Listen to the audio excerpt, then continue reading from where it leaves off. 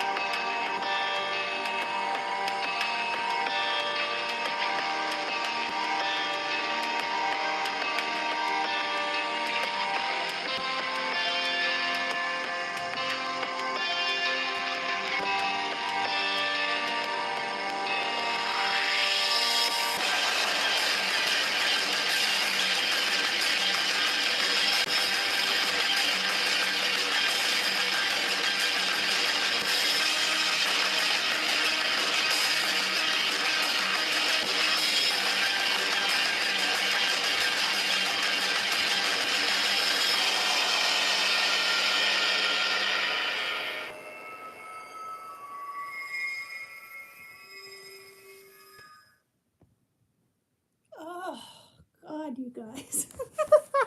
I haven't done anything in days except try to take care of my daughter. Now I'm trying to figure out how I want this. Oh, God, you guys. Oh, no, that's not good. Leave it at that. Anyway, my hair is getting longer. I'm so happy. All right. Look at that. The camera. Where is it? Maybe I want it like this. I just don't know. Oh. Orientation. These iPads are funky things, you guys. What's that? Highlight saved to your channel. What? Oh, God. I just had me upside down as a stupid highlight sent to my channel. I mean, you just gotta be kidding me. What's that? Retouch. Retouch. Oh, God. I'm busy. Thank you.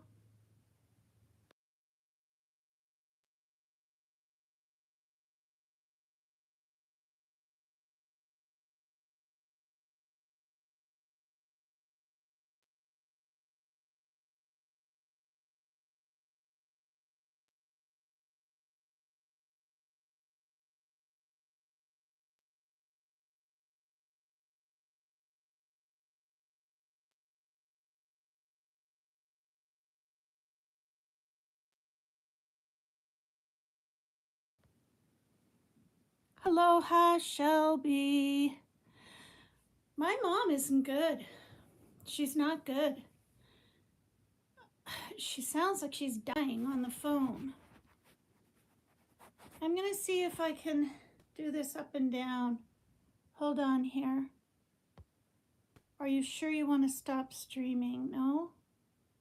I just wanna, this is, okay, that's that.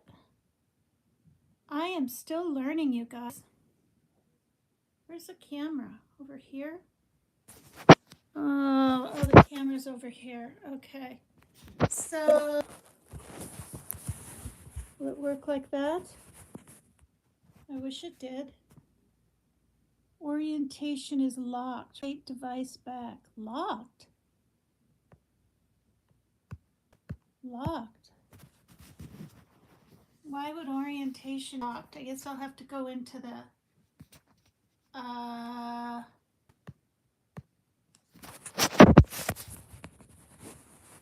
whatever. I'll have to go into the settings. All right, so my mom isn't doing good, but she has a really good friend there. I called yesterday, and she did indeed have breast cancer at one time. So she knows what it's like, right? To have cancer. I feel like I'm looking, well, I am looking over that. Well, the camera's there. Anyway, isn't this ring cute? Where is it? Isn't that cute? I just love it. Little roses and whatever.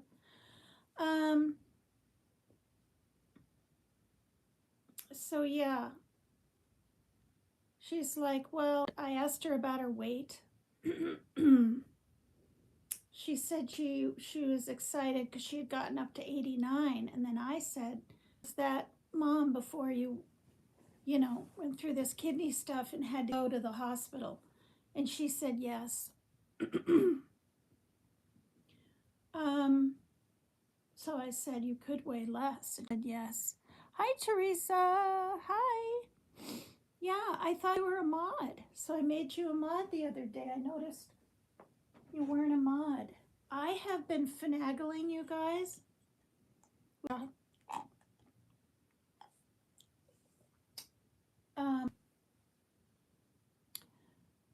iPad and learning things like you wouldn't believe. And I wrote in my community post, when I did my little short, my Christmas short, where I'm tremoring all over, the thing's steady, but anyway, I've gotten like 300 views, which is shocking. But since 2024, they changed it to where you have to go. This is driving curse. Oh my gosh. You have to write in a description before you post your video. There. It's a tad better, I guess. Hashtag shorts. And I didn't know this. And the videos I'm looking at were from 2024, apparently. Apparently. So I figured it out. 4:30 in the morning, I found a video where it's being done. Thanks, Aloha. Thank you. I'm trying to act like everything's fine. I'm trying to act okay. I honestly know that's what my mom is kind of worried about. She's like, well, you have both your kids, right? And I said, yeah, because Parker used to go 6 hours and live with his dad for 5 days or 2 weeks, or before this past 5 years that he hasn't seen his father. The longest he stayed with his over there because of his alcoholism, I'm just going to say it. Thank you, Teresa. That's so sweet. Is 2 months. That's it. That should tell you something. So I know the inauguration's going on now. I think it might be halfway over. Who knows, though. And I watched a little bit of it, a little bit of Kid Rock. That was kind of neat. I absolutely could not believe that what's her face with the long blonde hair, Meg, I think her first name's Meg. She does a talk show. She's a talk show host. Is up there all excited about Trump when he was quite rude to her, saying, oh, you must be on your period, and are you bleeding this month, or whatever on earth he said. When he was doing his debate thing, trying to, get into office the first time, and now she's all like glorifying him. I just don't get it. But anyway, hi, Super Kendall 100. Oh my gosh, it's been a while. Hi. Thank you. So also, like, when I got off, I'm all over, aren't I? I'm all over. My brain is all over. When I got off the phone with my mom yesterday, okay, this is how she sounds when she talks. She's like, I'm sorry, but This time I can't hear you. You can't hear. You cannot hear me right now. Oh, oops. There we go. I'll turn it up, okay? Thanks for letting me know. My volume's all the way up. Yeah. Okay, so she was like, okay, Megan. This is how she sounded. All right, I'm just really tired. I was just like, gosh. Anyway, when I got off the phone, I just burst into tears. Just sat and was just sobbing on the couch. My daughter came out, and then she was upset, right? So I think it's good for everybody to. Thanks so much, sweetie. Thanks, Teresa. Um, on this YouTube video, I can't even pull up comments, you guys.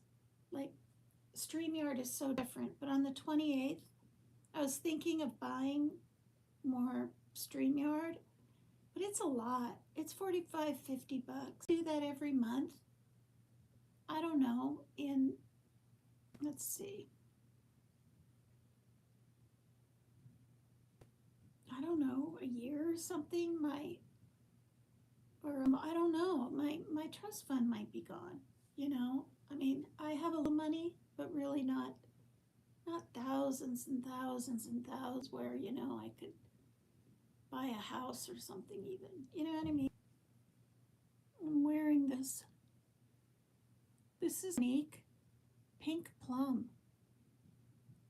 You know, I don't usually wear like a glossy kind of lip thing. And I did a little less as a darkish green, believe it or not. It looks kind of black, kind of, I don't know what. And then I added my pink up here to kind of try to highlight.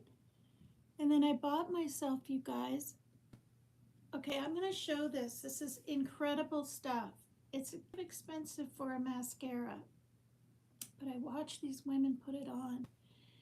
And it's pretty amazing. Never seen anything like it. I think it's the wand.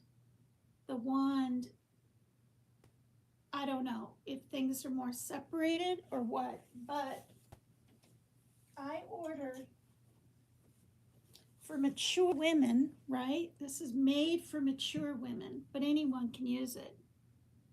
It's lengthening and volumizing mascara.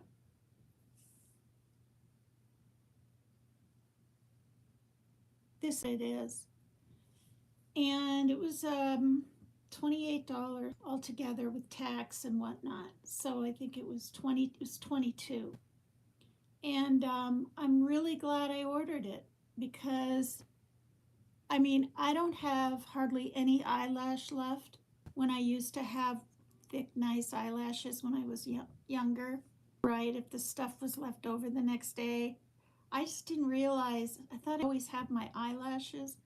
So I'd pull those chunks of mascara off when I was younger. Probably plucked out a bunch of my, but I mean, look at that. Look at that. That is a measly 2 coats. So I don't know what it is, but it's honestly almost like a miracle. Also, the wand bends. You know how when the ones you buy at the store are stiff and you gotta, I mean, it's not the end of the world. I'm not even a real mascara person. But I'm trying to get away from the wearing eyelashes because I like so much the way they make me look and feel younger and all this, that when I don't have them on, I feel like I'm 80 years old or something. I mean, I'm just gonna say it. So I thought I'm gonna give this a try, and I gotta tell you, I'm 100% extremely impressed. And it's Prime Prometics. Can you see that up close? Probably not. There's kind of a glare. So we got the Prome Prometics. One word. Prometics.com. I'm just floored at how well this worked. And while I'm at it, I might as well show another thing. And the thing, I never had any money before. It came all the way from China, you guys. It took 28 days for it to get here. It was in a small container. I thought it was lost. I spent roughly your text. No, no. And I turned on my, can you do like a friend request where you get into Messenger? So if you did that today, you very well might be in there. Amazing mascara from Mary Kay. Then they changed the damn formula. It truly bites. Yeah, Pink Peony, what I just showed, I like I said, I'm not some mascara connoisseur person. I'm not. But when I put it was so wet and volumizing. It just, I mean, you don't even have to do a second coat. You know, you can do all the coats you want, but you're supposed to put it literally underneath. I have tremors, so I have to lean against the mirror, steady my hand, and go like this, and then you close, and it's really amazing. Anyway, I ordered this. I haven't used it yet. Foundation color changing, all day flawless. Okay, I got this. Now, I don't wear foundation, okay? I think a few freckles, a couple of lines, you know, like we get when we're older is okay. But I thought, well, maybe I want to even my skin tone out someday. So this is it. Tai Lime Professional. It's adjusting, foundation color changing, and adjusting naked. So what that means, and there's SPF 15 in it.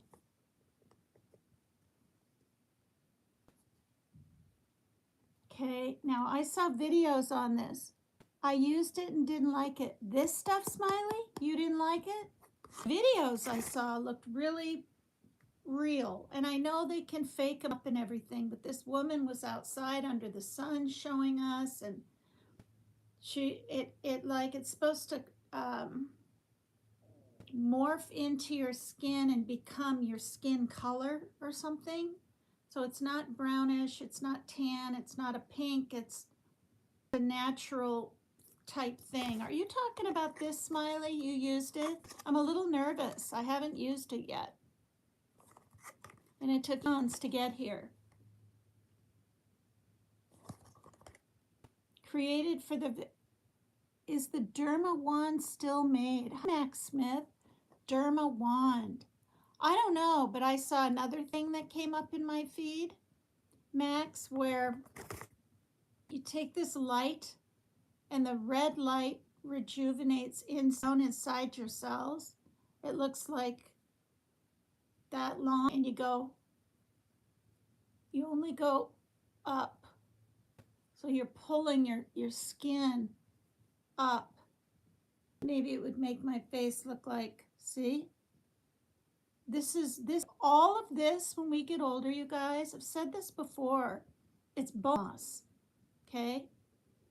It's bone loss. You lose bone in your jaw and you lose bone around your eyes. And so many people think it's just age. Well, it comes with age, but you know what I mean? That skin. No, we're losing bone. And I believe this dermatologist he's from Berkeley, you know, and he does all those things. Oh, I don't know. Thank you. I don't know why you didn't get a notification. You know me, I never know when I'm going to go live. Yes, you do. Yeah, you lose bone. And so, I mean, this is probably what I looked like in my 40s. My face was, I'm pretty darn sure it was that. And now, see, the skin gets, I'm anxious to see how it looks on you. Well, is this what you use, Smiley? You said you didn't like it, huh? It goes on white. Goes on your face white, and then you rub it in, and yeah, how about I use it tomorrow on Trump's first day in office, and I'll do a live and I'll show you. Lainey was affiliated with the Army for 30 years. Is Lainey in chat? Did I miss something? I did see her live, and I was even on panel last night because I finally figured out how to do the well, my daughter showed me. Oh, not that brand, but the one I used. I'll send it to you in Messenger. Oh.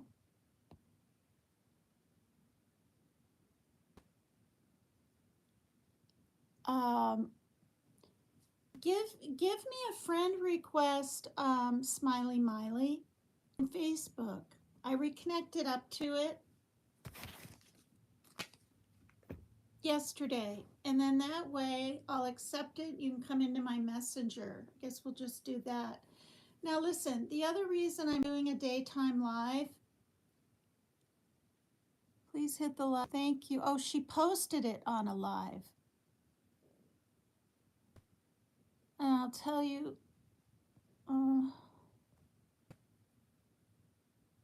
it's called my Color Self-Adjusting Foundation. Okay.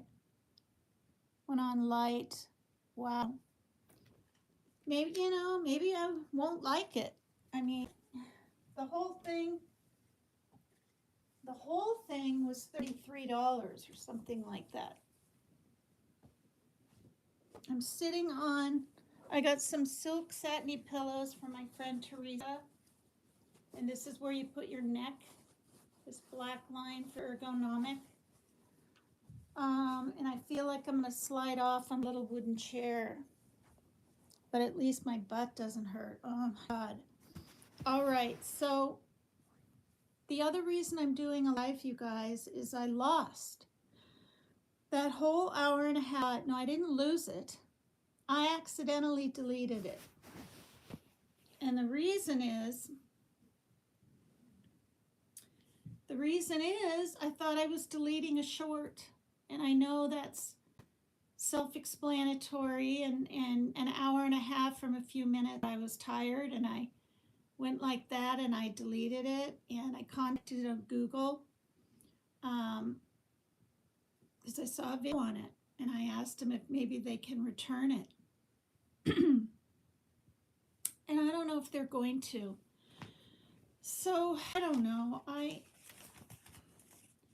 I'm tempted to just read this again. It's 8 pages, but they're small pages. Am I drinking a love story? And I just think I will, because it just really bothers me. But before I do that, because I didn't read yesterday's Jesus Calling book, and even though I'm not perfect, I want to stay on task. My daughter's pretty sick. That's another reason I'm going live earlier. She's had such a bad fever. Started out, well, she took a cold shower. She wanted to see what that was, and I said, be careful, especially when you run your fan. She likes background noise, and stuff. Don't have it blowing on you. And then the next day, she felt crappy and was sneezing and stuff. And, maybe it's stuff. I mean, I only go to the store twice a month. I don't get out much, so, I don't have the C disease, and I wear a mask, and she doesn't go many places, right? Especially when it's this cold. It's cold here, too. And it's so cold, we have to drip our faucets. I don't know about you guys on the East Coast and the South and all that, but I have to drip both sides or it goes chug, chug, chug. And it's partially because I'm on the 3rd floor, But anyway, today her throat hurt so bad. We sprayed some of that chloroseptic, which she wasn't too impressed with at all. I made her a little international coffee with the hot water. And yeah, oh yeah, you're in New York, so I mean, it's unbelievable. Rock, this girl lives in Missouri, and she said she had to put plastic over her windows. Like, that's incredible to me. Now, I'm used to cold weather, you guys. Oh my gosh. Okay, so, um, hmm. I could go in. I don't dare.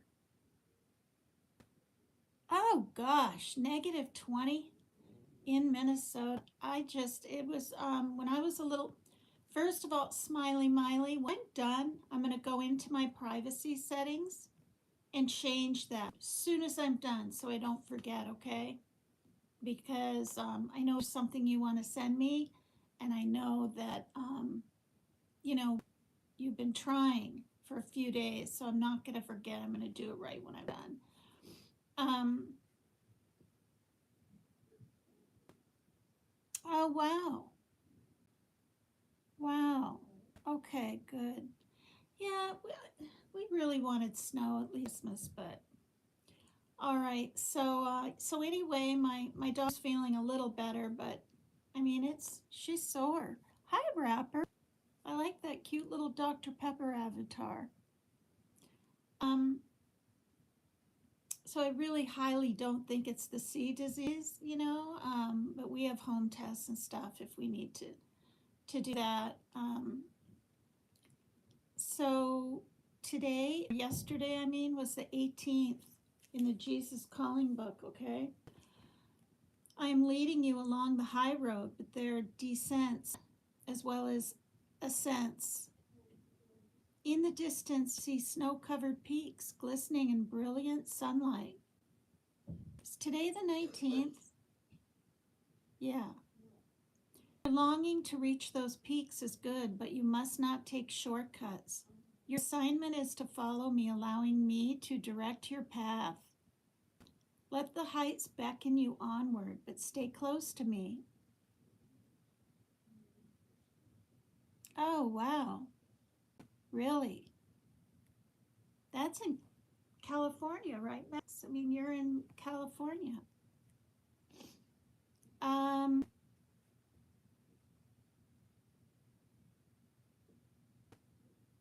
your assignment is to follow me, allowing me to direct your path. Let the heights beckon you onward, but stay close to me. Learn to trust me when things go wrong. Disruptions to your routine highlight your dependence on me. Trusting acceptance of trials brings the blessings that far outweigh them all. I'm going to tell my daughter something really quick.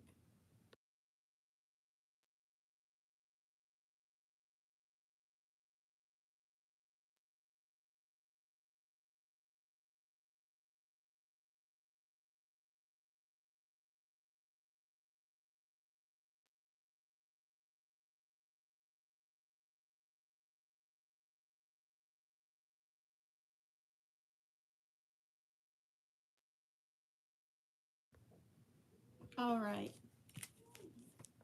Learn Learn to trust me. Things go wrong. Disruptions to your routine highlight your dependence on me. Trusting acceptance of trials brings blessings that far outweigh them all.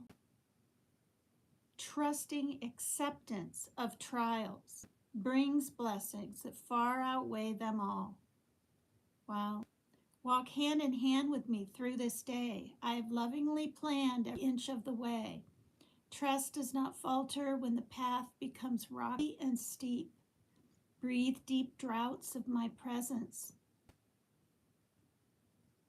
Droughts? Maybe it's dots. Draughts. Why would it be droughts? Because that's something missing, right?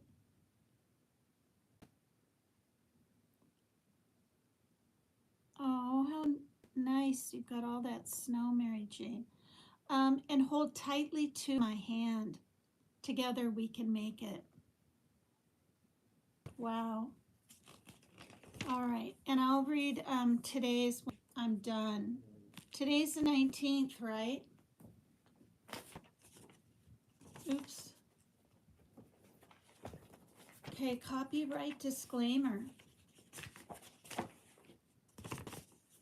Under Section 107 of the Copyright Act of 1976, allowance is made for fair use for purposes such as criticism, comments, news, reporting, teaching, scholarship, and research.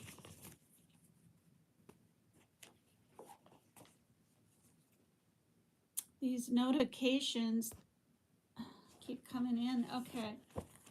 I'm just going to read this, you guys, just kind of quickly, and I'll read a little. I'll peek at chat.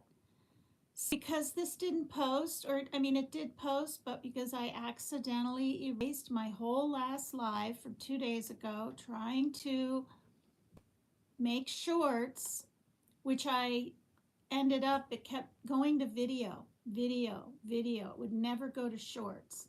Finally, I saw a video where on the iPad, the Apple iPad, before you hit the post, you have to, in description, write #shorts. And I didn't have to do that before. Thank you, Sean B. Good to see you. Thank you. Thank you. I didn't have to do that before, you guys. So why would I think, that has to be done again? So anyway, I'm able to, because shorts reach, they say billions of people or millions. And they're really a good thing to have to get your channel into the algorithm. I'm thinking about even monetizing like other people. Leanie's done it, Becca's done it, Tattooed's done it. So many people are monetized.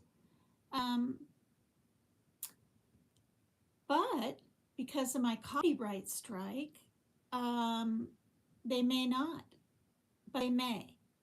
So I watched videos on that. If they don't, this guy on this video, he sounds British, said just try again in 30 days. So I hit the button and I'm waiting for a reply.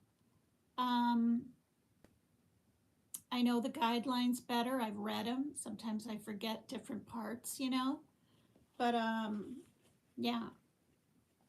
So this is drinking alone.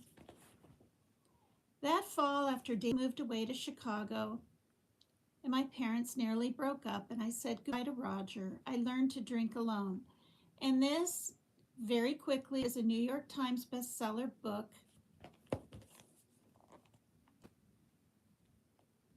The New York Times bestseller, Drinking of Story. It's a true story with names changed that this woman, Carol Knapp, went through. And it was written in 1996. And she's sober, or she's talking about her past. And David, her boyfriend, she was very close to, she ended up having this liaison / affair thing going on for a while with her professor. All of drinks, just drinks, kind of made it happen, besides giving into temptation. But for her, it sounds like she wasn't repulsed by him. She was just numb, and I felt like she had to accept things, sort of, because she had drank.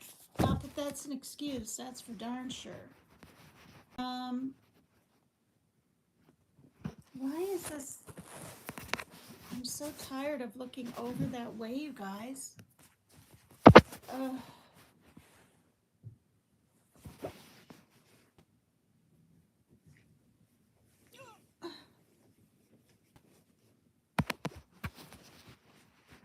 I feel like, see, if I look in the middle, I don't know. All right, drinking alone. That fall, after David moved away to Chicago, my parents nearly broke up, and I said goodbye to Roger. I learned to drink alone. Now, if I get my other video back, I'm going to leave it up. And there are 2 of them on this chapter, but I just really don't know. And people that are following this story with me, I was like, do I do this again? or not. And it's been bugging me so much, I need to just do it again because it is chapter 7 and it's an important chapter. Chapter 8, addiction. You know, we covered all of them up to this so far. We've covered, for people who have been on this, love was the first chapter. Double life, how you kind of lead a double life at times when you, or you can when you're an alcoholic. 3, destiny. What is your destiny? 4, hunger. You hunger for the alcohol. 5, in vodka veritas. Veritas means truth. So like she was finding her, she felt her truth at that time. Her happiness, her sense of belonging, her sense of self even. And then I read a few days ago a long chapter on sex. You know, a lot of people feel like they have to drink to have sex. Frankly, I felt like I had to. You know, in the past, I felt more comfortable. I didn't have to, but comfortable. Now I don't have to do that. It's really, or feel that way. I'm comfortable in my own skin. It's really nice. 7, drinking alone. So that's where we're at. That fall after David moved away to Chicago and my parents nearly broke up and I said goodbye to Roger, that's her professor. She finally enough. I learned to drink alone. That's the year my sister started worrying about my drinking, more than a decade before I finally quit. All right, so she's telling the story 10 years before she quit. So she's in her 20s here and in her 30s. She got sober going to AA and things like that. And it started out where she got really scared because she let her best friend's children cling on to her when she was wasted. And she stumbled, fell on her knee out in the middle of the road with these little adorable children, one on her back, one on the front. And she completely like crushed her knee and down to the bone and everything. And that could have been the little girl's skull, she said. So was it prologue or so anyway, that's when she was like, yeah, this is enough. I nearly killed friend's children or child, you know. She came to my apartment one day, her sister, opened the refrigerator and saw a large jug of white wine nearly empty. Did you drink all this by yourself? She asked. I looked at her quizzically, not sure what the big deal was. Sure, I said, why not? As my drinking progressed, I'd learned to be more discreet. So would most alcoholics I know. We hid what we drank and when we drank it and how much, under what circumstances. We hid it from our friends and families often. We took pains to hide it from total strangers. My friend Max used to tell liquor stores he needed brandy in order to bake Grand Marnier soufflés. He did this several times a week. He'd go up to the rows of nips they keep by the cash register, point to a little brandy bottle and ask, I think that's 2 tablespoons. I need some for a souffle. Then he'd walk out with 3 or 4 of them tucked in a bag. I felt an immediate shift with Max when he told me that, because I did it too. Late in my drinking, when I'd buy nips of Hennessy to hide in my back pockets, I used to ask for them as an afterthought, as though I just remembered I did a tiny bit for a recipe. Oh, I'd say, I also need a couple of those little cognacs. Is that Hennessy? Yeah, 2 of those. How's my sound, you guys? Am I glitching all over the place? Because YouTube Studio, I am not related to the book characters. Max. Neither am I. But for those that don't know, I did get sober, and 2011, and I hope to God I stay that way forever, really. My sound is in and out. Oh, God. Why does YouTube video have to do this? StreamYard doesn't do it. I mean, it'll glitch. You guys will let me know, and then I can reboot, and I'm fine.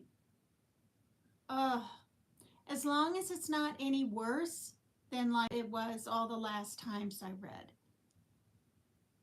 Hi, Bree Jones, MGA. Long time no see here. Hi. Thank you.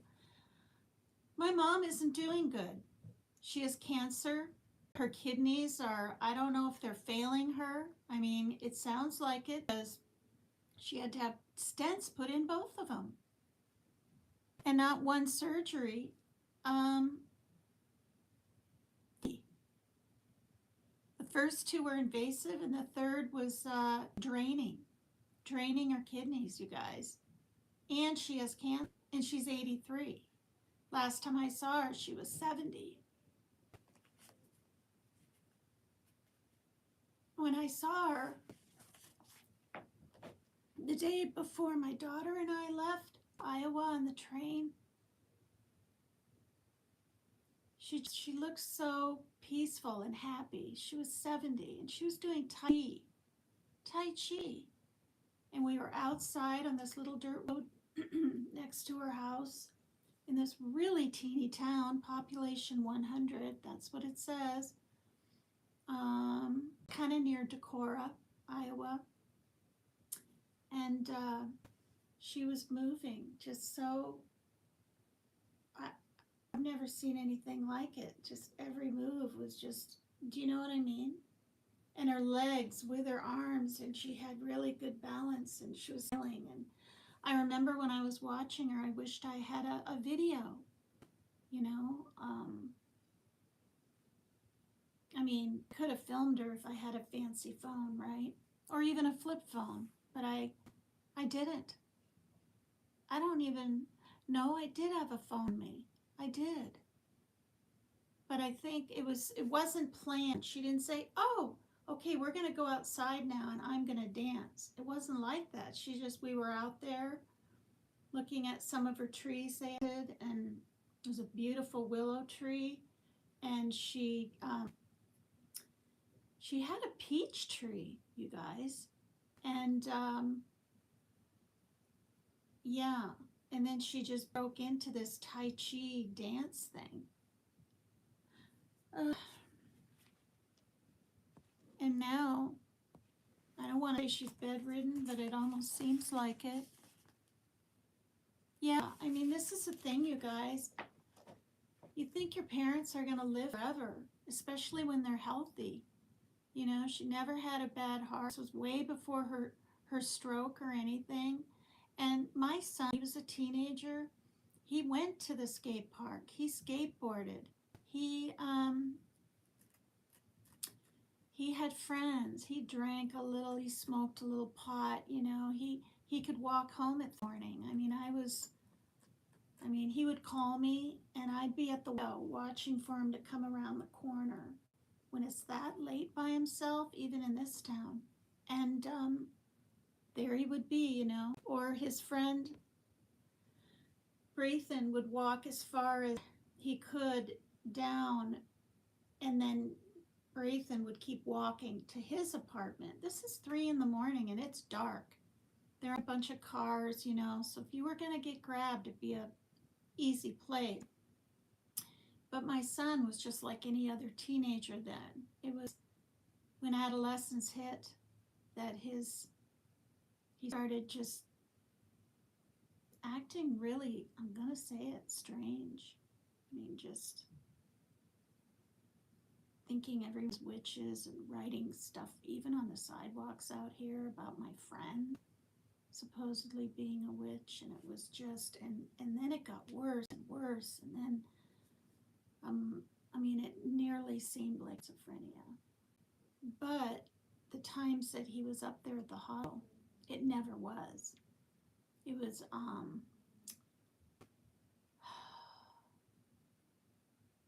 not embellished, but glorifying something thought due to autism.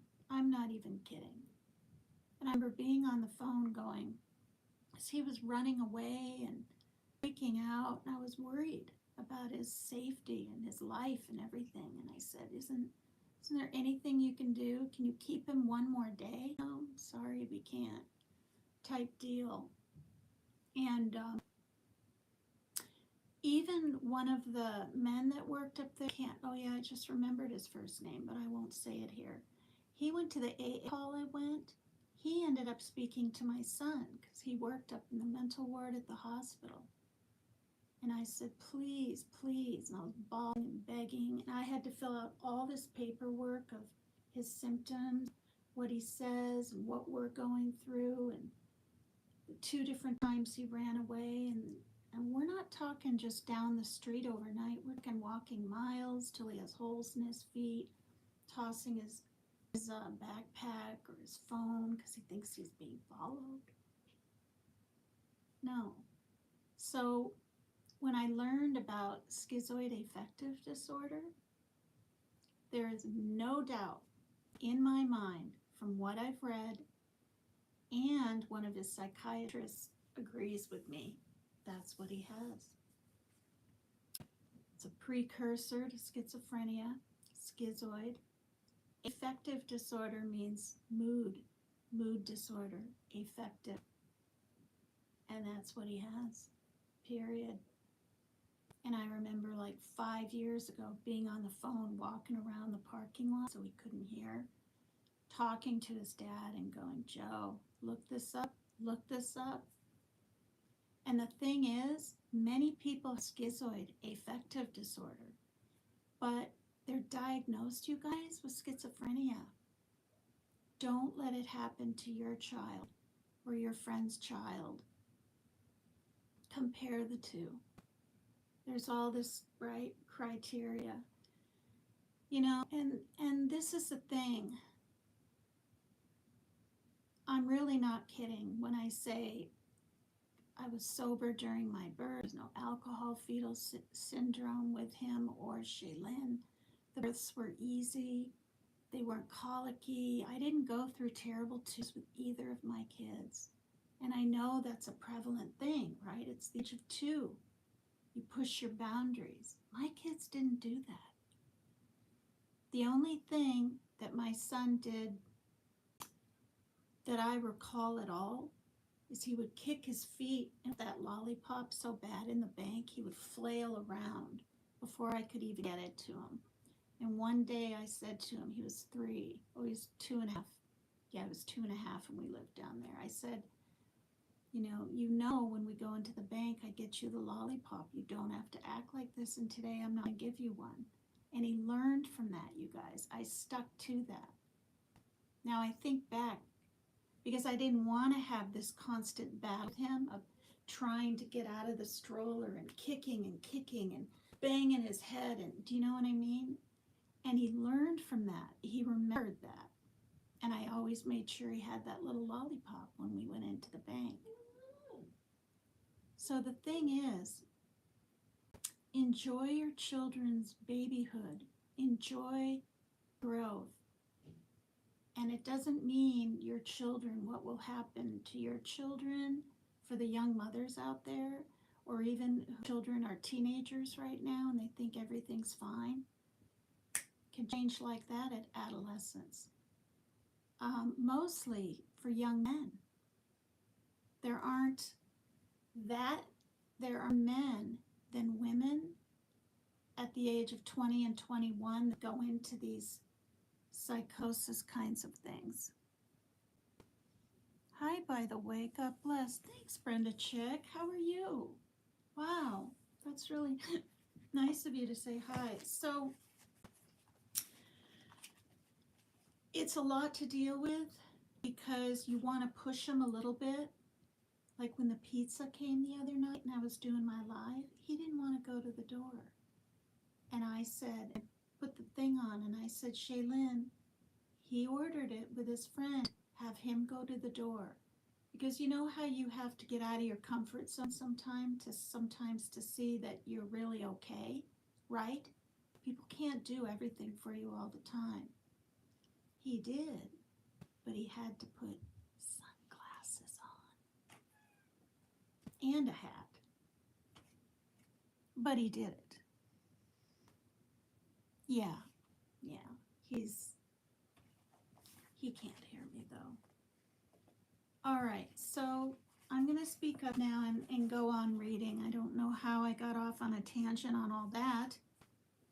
Oh, I was talking about my mom, and then I ended up I don't know how my mom came up in. Okay, so she says, "Is that Hennessy?" Yeah, 2 of those. So, right, she's stocking up on little bottles of that booze, which they called, she lives in Cambridge, Mass, nips. I'd never heard of that. To me, I thought a nip was just like a taste of something. I've heard countless versions of the story in countless AA meetings. My friend Meg used to pretend she was shopping for a dinner party. She'd walk up to the merchant and ask thoughtfully, "Oh, and positive thing is, he has his appointments every 2 months with his psychiatrist, and they talk and they see each other, and he gets to tell him how he's doing on his antipsychotic med, and it's really helping." The first thing out of Parker's mouth is, "It's really helping. I don't care if the people at the smokestack are talking about me. It doesn't even bother me if they are, and I'm not suspicious, and I don't care." And that's just shocking. That's a little pill. I mean, if a pill can make you feel almost less aware of your outside surroundings, thinking they're going to hurt you or something, then, it's a good thing. Plus, he's on his antidepressant. The bad thing is, he's been now for a whole week staying up all night playing his games. And when he was younger, right, had to get to school, when his dad and I were sharing him, I took the controller from him so he wouldn't wake up at 1 in the morning and be playing. I had to take the controller. I mean, sometimes you have to do what you have to do, right? So your kids will learn boundaries and things too.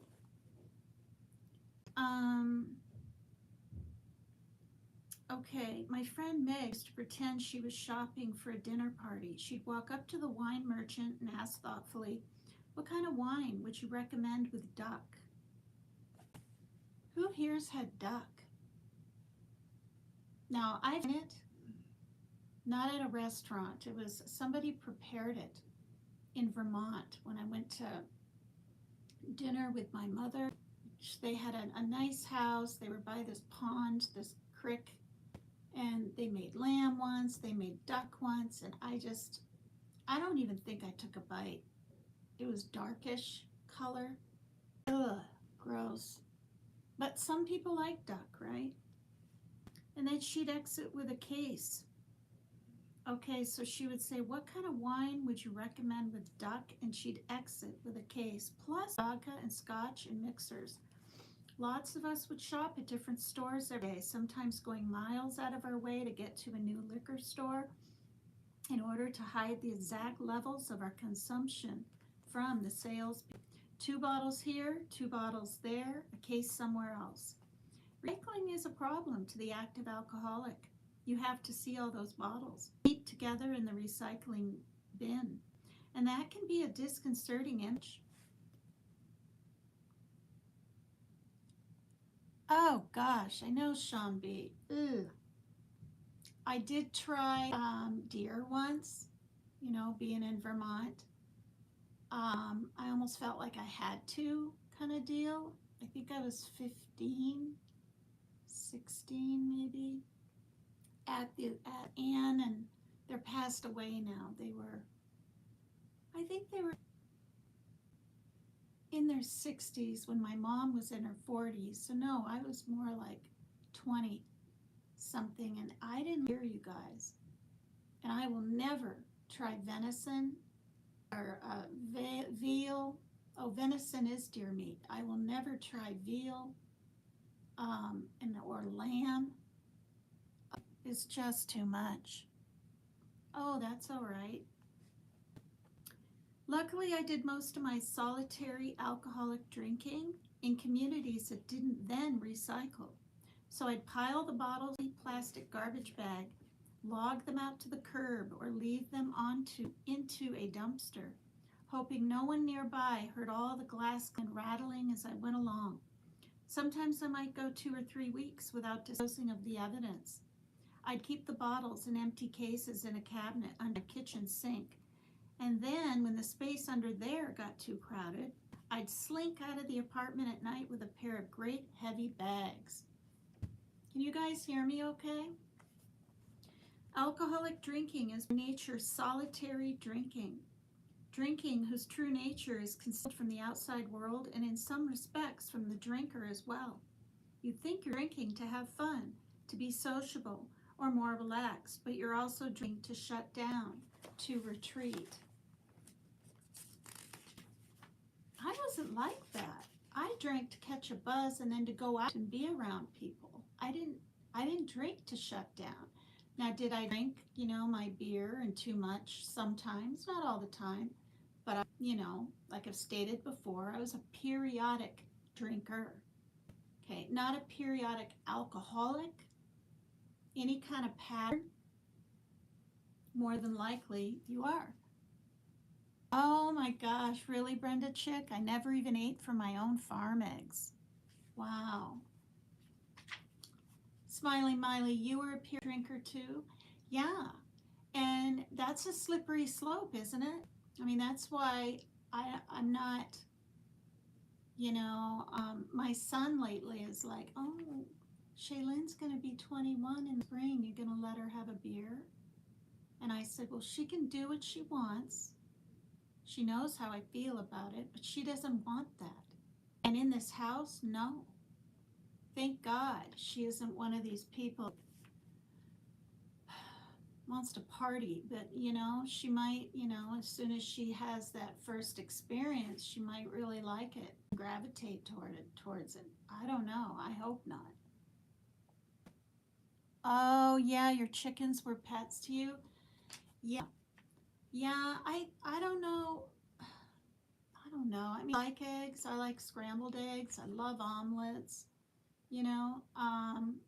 Good hard-boiled egg is good too, with salt and pepper and everything.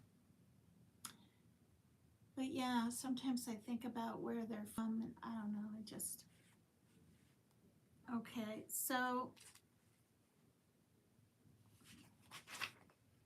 okay.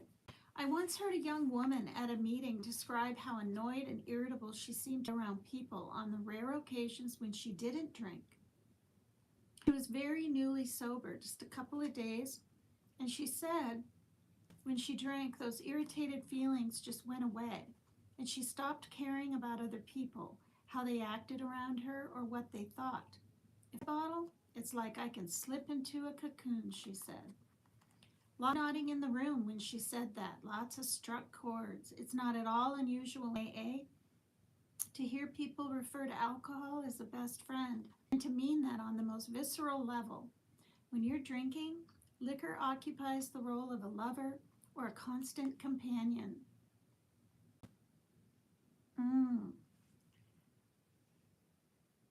Yeah, if I grew up on a farm, and my dad insisted on killing the chickens or whatever the case may be. For one, I wouldn't be able to eat it, and for two, I wouldn't be able to be there when it was done. I've never been able to handle anything like that either.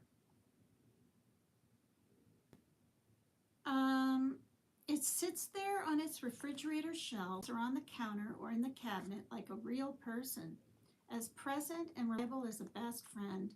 At the end, when I started hiding bottles of scotch around the house and tucking nips of brandy into my bathrobe pockets, I did so in the manner of a child who's afraid to be without a favorite blanket or a teddy bear. Protect me, shield me from being alone in my own head. Alcohol is often a multiple partner. You have your true love, which is a drink you run to most often and most reliably. And then you have secondary loves, past loves, acquaintances, even, but not often, an enemy or two.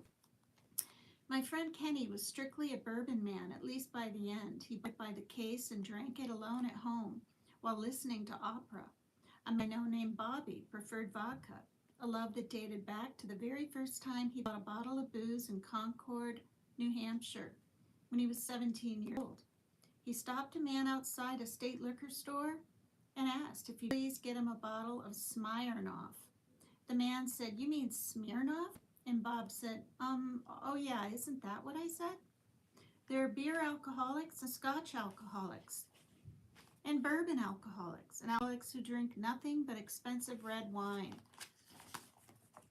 A lot of us changed partners each season, gravitating toward dark, warming liquors in the winter and light citrus-laced drinks in the summer, gin tonics or rum on the rocks with a chunk of lime.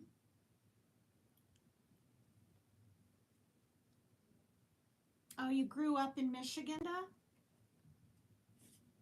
I was a white wine junkie. To the end, I'd slug down just about anything, but if I had my choice, I'd drink a crisp, cold, dry white, a French Sauvignon Blanc, or Chardonnay from the valleys of Northern California.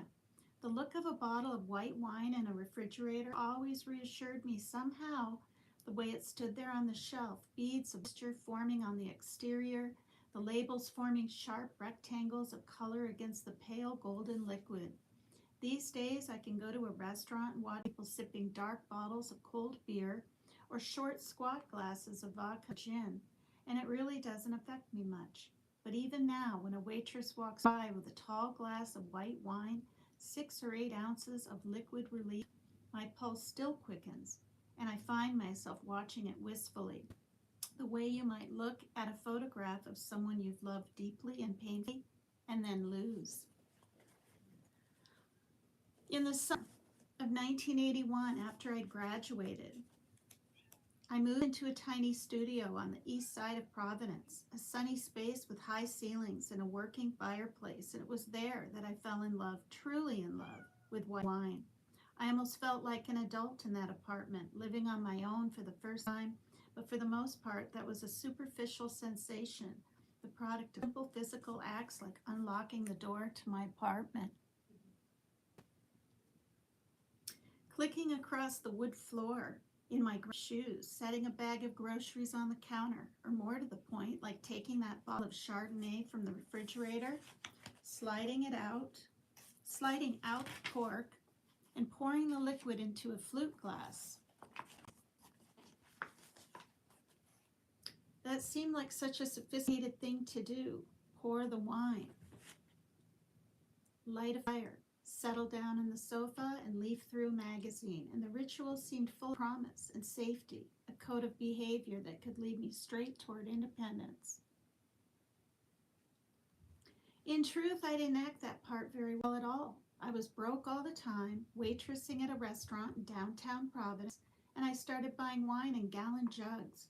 I unscrewed the cap at the end of the day rather than easing out the cork with that satisfying grown-up pop. I rarely lit fires, and I was too distracted to leaf through magazines with anything like pleasure or concentration.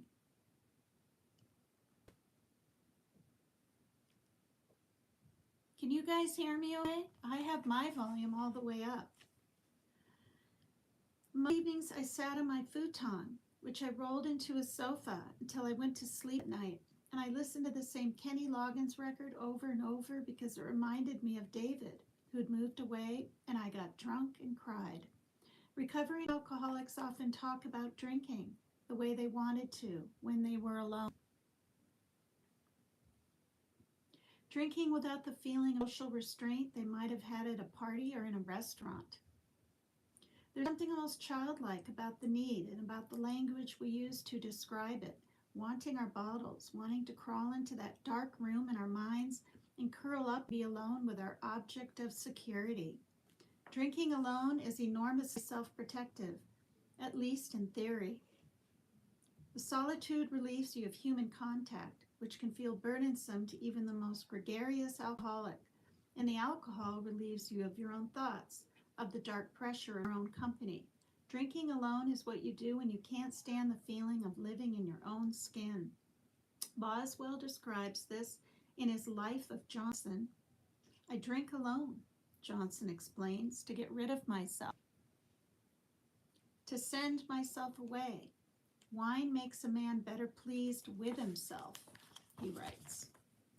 One afternoon that year in Providence, during a blizzard, I sat in my apartment looking out the window. Snowflakes spiraled down to the ground, and I spiraled down along with them.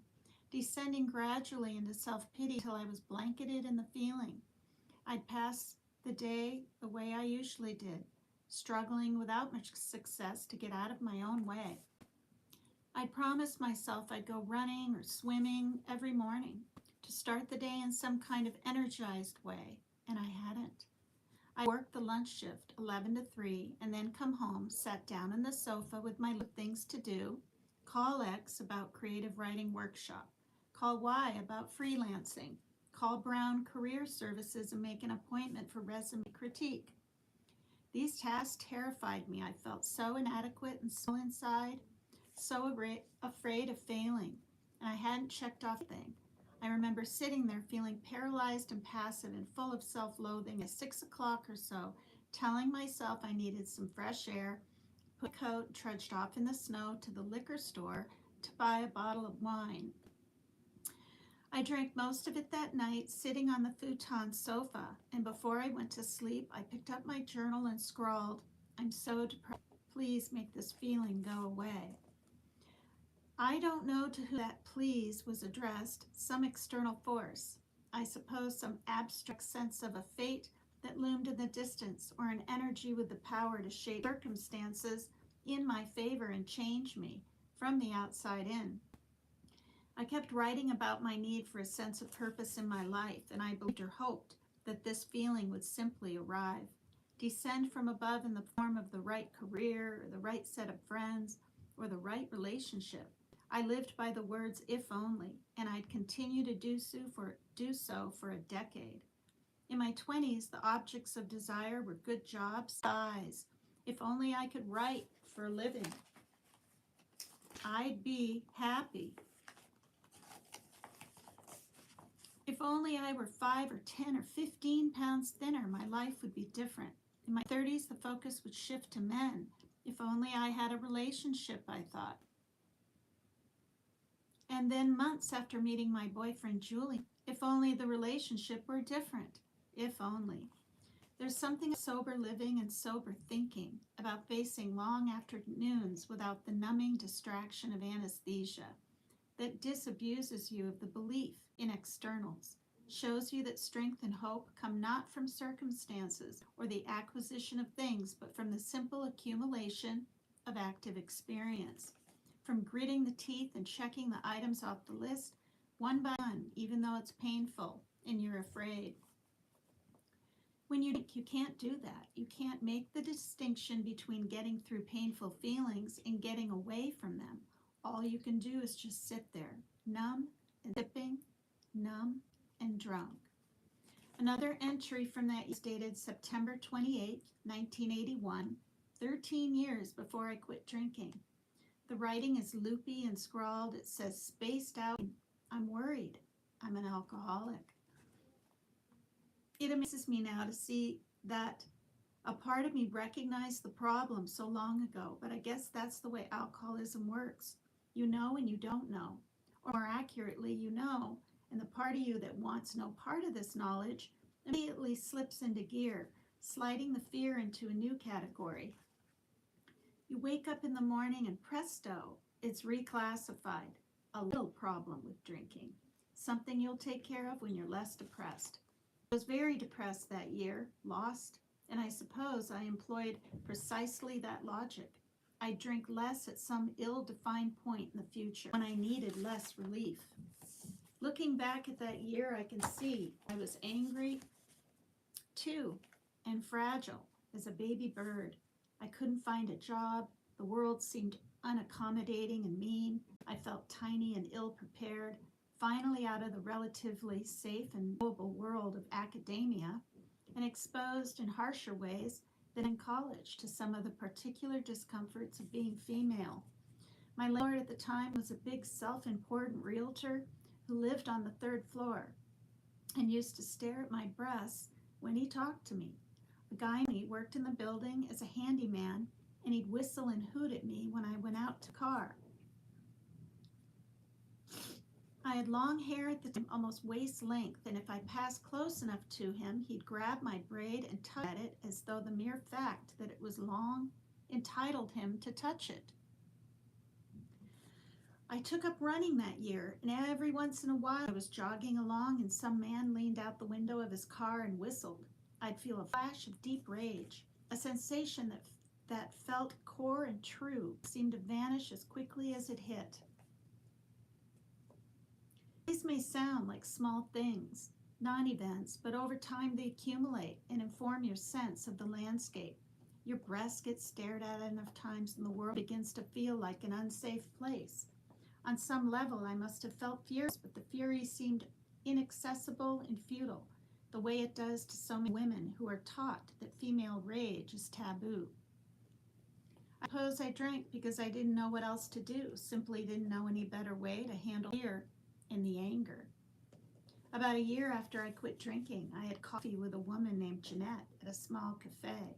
It was a gray day in early March, about 5:30, and from our seat by the window we counted as, one by one, 4 professional-looking women in their 30s walked into a liquor store across the street and then walked out, each clutching a long brown bag.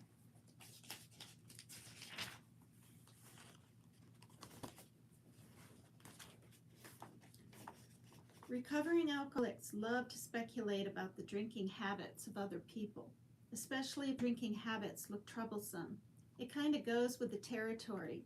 So as we watched, Jeanette and I sat there and thought, there's another one.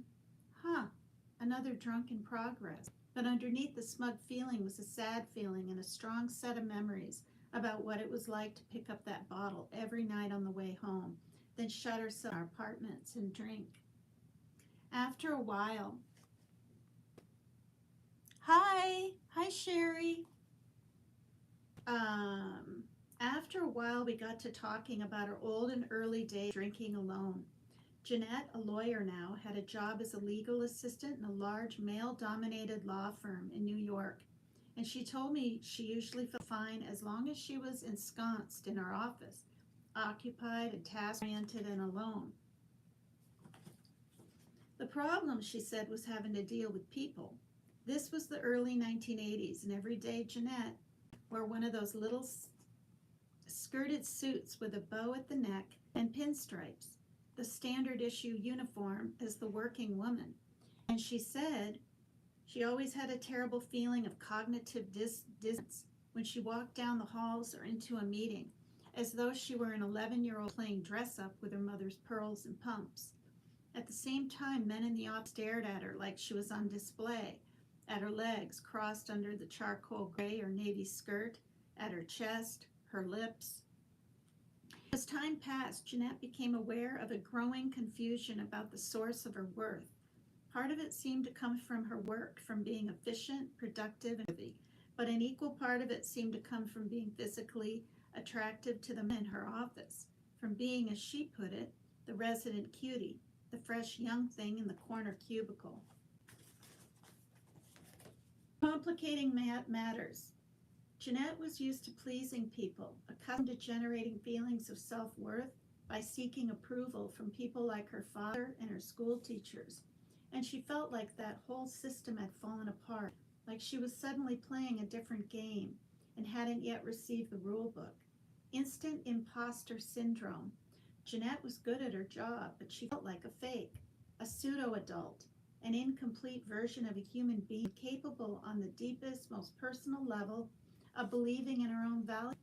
This is such a universal female experience, the lack of self-worth and the rage that simmers underneath it, and we both shook our heads. Jeanette said, I used to feel so unanchored, her voice rolled off and 100 different adjectives seemed to linger in front of us. Ill-formed, inadequate, uncertain, lonely, angry. She smiled. I never had a security blanket as a kid, she said. I had this kind of pride, even as a little kid, that I wasn't like my sister. I played around stuffed animals all the time and slept with them at night. It's so funny that I end up with this other kind of security blanket as an adult. Booze, the liquid security blanket, the substance that muffles emptiness and anger like a cold snow. Jeanette and I are the same age, and listening to her, I imagine the two of us doing exactly the same thing at 21 and 22 and 23. The two of us, and scores of others, leaving our offices at the end of the day and reaching for something, anything, medicate the feelings and fill up the sense of void behind them. After that first year in Providence, I started working at a newspaper. I was able to slide into a persona that felt relatively reassuring and comfortable during the day. Working reporter, a young woman at a desk,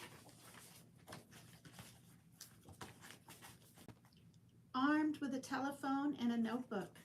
I did things of measurable value. Wrote pieces that were praised by my boss, the way essays and exams were praised by teachers in school. Made deadlines, treated my coworkers with consideration and generosity.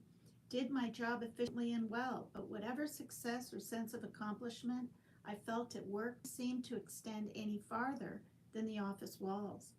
I'd leave it the day and my sense of professional identity would dissipate or simply stay behind. I'd run into the landlord on my way upstairs to my apartment, or I'd be hooted at on the street, and I'd be scared and confused again. The cosmic questions about self-worth ready to pounce like predators as soon as I left the building. So I did what Jeanette did, what so many of us did, curled up at home with my bottle, numbed out. The movie Clean and Sober is a somewhat simplistic look at addiction and recovery, but there's one very vivid scene about midway through when Michael Keaton comes home from rehab and spends his first night alone in his apartment. He scrubs the place until it gleams, light from halogen lighting off the chrome furniture, and then he sits on one chair for a few minutes, then gets up and sits on another. He's restless and edgy, and you can tell from the way he keeps getting up and sitting down that he feels completely at sea, clueless about how to comfort himself or entertain himself or just sit there uncomfortably in his own skin. I saw the movie in 1989 when it was released, and during that scene, I flashed onto the various apartments I'd lived in by myself over the years, and I learned. One of these days, that's going to be me, I thought, forced to figure out how to live alone without the armor. Wow, she knew way then, you know. The armor, of course, is protection from all the things we might actually feel if we allowed ourselves to feel it all. Although he doesn't quite claim that abstinence from alcohol led directly to depression, he documents in his 1990 memoir, Darkness Visible, William Styron vividly describes what happened when a drinker is suddenly left without the armor, left without the self-constructed wall that stands between the self and acute self-awareness. Suddenly vanished, he writes. The great ally, which so long had kept my demons at bay, was no longer there to prevent those demons from beginning to swarm through the subconscious. And I was emotionally naked, vulnerable as I had never been before. Without liquor, which had turned on him suddenly, Styron felt numb and enervated and fragile, subject to the dreadful pounding seizures of anxiety. Over the course of my last years of drinking, I lived in another studio apartment, this one in Boston's North End, New England's version of Little. On nights when I had no plans, I'd stop on my way home at the print pantry, a convenience store on the corner near my building, and pick up a bottle of white wine. The store had next to no selection, a cheap Suave, and a couple of overpriced California Chardonnays. But there was something about buying wine in a convenience store as opposed to a fully fledged liquor store that helped me feel like I wasn't really shopping for booze, just picking up a little something on the way home, the way you'd pick up a quart of milk or a box of cereal for breakfast.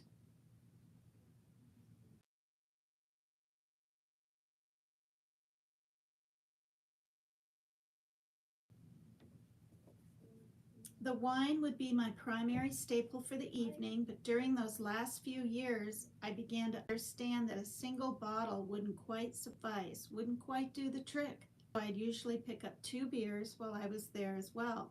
Not a whole 6-pack, just 2 lone bottles of Molson Golden, which always looked perfectly innocent, sitting on the counter beside the wine when I went to pay. A soon as I go home, I crack open the first beer and drink it with a deep relief. In ways, I acknowledge that my little stockpile of booze was an ally.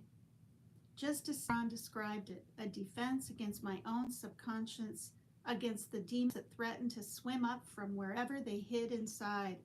Sometimes I'd actually think about that scene from Clean and Sober, about the way Michael Keaton just sat there in his apartment, restless and staring. My place was modern and high-tech the way his was, with halogen lamps and cool gray carpeting, and I understand that the beer and the one after that, and the bottle of wine after that, served a very specific purpose. It kept me from that piercing consciousness of self, kept me from the task of learning to tolerate my own company. Without liquor, I'd feel like a trapmole, which is why I always had it. Without liquor, I didn't know what to do with myself, and I mean that in the most literal sense, as though my thoughts and my limbs were foreign to me and I'd missed some key set of instructions about how to use them.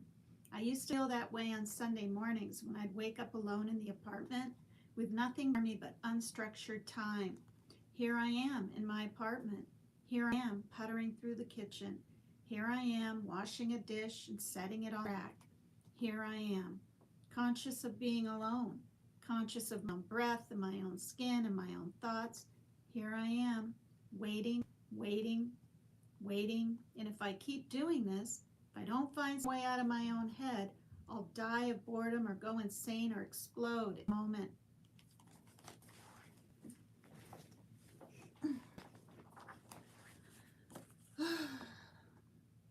The drink fused that explosive feeling, numbed the self-awareness. I'd learned that back in Providence, and I'd carted the knowledge along with me ever since, moving it from apartment to apartment like a piece of furniture I couldn't seem to replace. Sometimes the 2 Molsons and the bottle of wine didn't feel like enough. So when I drank the beers, I'd go across the street to Pizzeria Regina and order a small pizza, baked. I'd sit at the bar and order a glass of Chianti, which was served in tall Coke glasses. And I'd drink it while I waited, watching TV or chatting with the bartender. Sometimes I'd gulp it down fast and have another. I always left the bartender a big tip, and he always kept an eye on my glass, ready to refill it if I nodded. A tacit agreement. It's amazing how many companions a drinker can find, even when she's drinking alone.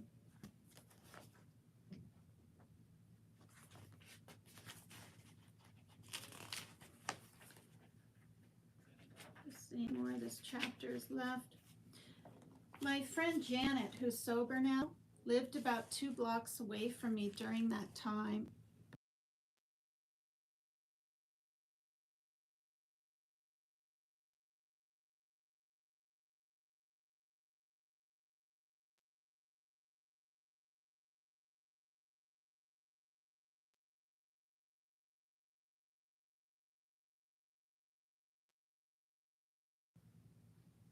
Friend called him and I needed him to close his door. Okay, my friend Janet, who's so now, lived about 2 blocks away from me during that time, drinking actively, and I wouldn't be surprised if our paths crossed periodically. She used to drink alone at Regina's too, and I sometimes wonder if we ever noticed each other there, or we just sat by ourselves, waiting for our pizzas and staring down at our glass, probably the latter. The rituals, the little routines that alcoholics use to break the drinking into segments and minimize its visibility, very preoccupying. You buy, you edge home with your large brown bag, you lock the door behind you, and only then can you relax. All that plan takes energy. Late at night, we called people. Legions of us did this, almost every alcoholic I know.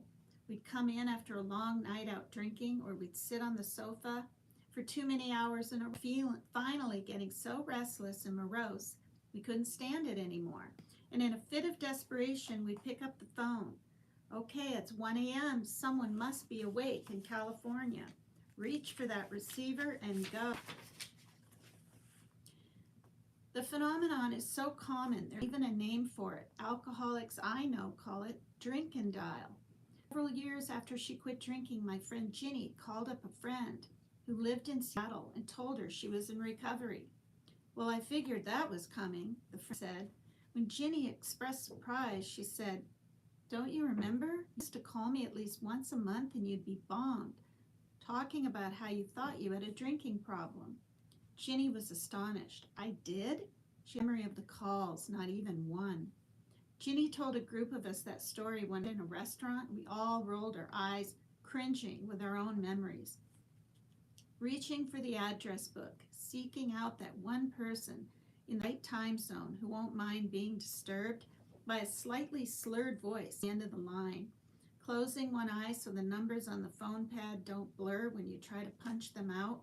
Waiting for the dial tone, the sober voice on the other end hearing your own voice as you speak into the telephone, not quite knowing what you're doing, what you're after, why you're even calling. Are you depressed? Lonely? Insane? You just do it. Drink and dial. Drink and reach for the phone.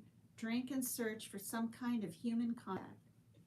The paradoxical thing about drinking alone, the insidious thing really, is that it creates an illusion of emotional authenticity, which you can see as false only in retrospect. When I drank by myself, the liquor truly seemed like the one thing that gave me access to my feelings, a route to real emotion. Drinking and melting down, drinking and weeping, drinking and then sharing that pain with another person across the phone. I'm depressed, I'm lonely, help me. But liquor is deceptive. The feelings it generates, illusory. The next day you don't remember the action or the feelings that propelled you toward the phone. When you wake up in the morning, the only real thing you have is a headache. One night, 4 or 5 years before I quit, I went out for drinks with some friends on a Friday night and went out for dinner and drank more. Then ended up at a bar on New Street, a chic stretch of retail in Boston's Back Bay, with restaurants and hair salons and little boutiques. It was a summer night, and the three of us, me and 2 men from work, snagged one of the coveted side tables outside, and we drank cognac, many glasses. Nights, you know, we're going to get rip-roaring drunk. You set out to get trashed, and this was one of those nights. I didn't remember the circumstances behind that, and I don't remember much of the evening, just that I drank and drank and drank, and at some point, some deep-seated instinct for self-preservation must have kicked in, and I knew I had to get home, and I ended cab. I was seeing Michael by then, and I took cab to his house. I have no memory of the drive there, no memory of paying the cab driver, no idea if I passed out in the back seat, or if I rumbled at the poor man the whole way from Boston to Cambridge. Michael was out with friends, and I have the dimmest memory of going into his bedroom, picking up the phone on the floor of his bed, calling my mother. It must have been 1 or 2 in the morning, and I recall, but just vaguely, that I heard her voice on the phone and I started to cry. This was classic behavior for me. Drinking tapped into the side of me that wanted to feel sorry for myself, to get emotionally messy and morose. My mother wasn't like that at all, which may have been why I turned to her. She had a kind of internal reserve, an astonishing capacity for self-comfort, and she handled solitude more effectively than almost anyone I knew.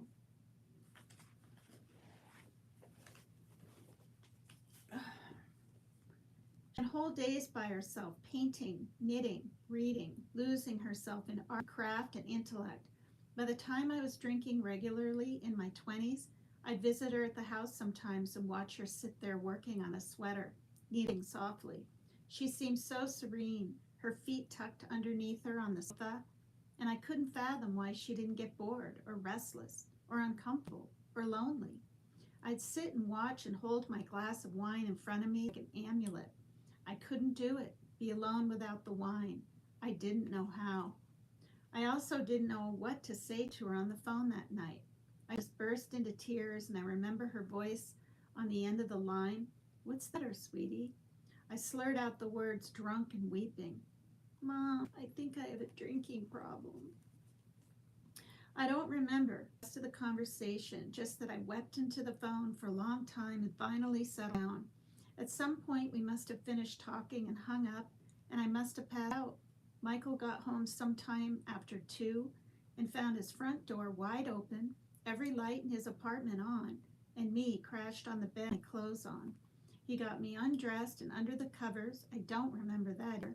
And I woke up the next morning with that horrible, disoriented sense of dread, knowing I'd done something really bad, but able to recall only the outlines. When I remembered enough, I got out of the bed and called Mother again. I'm sorry I woke you last night, I said. Do you remember what we talked about? She asked.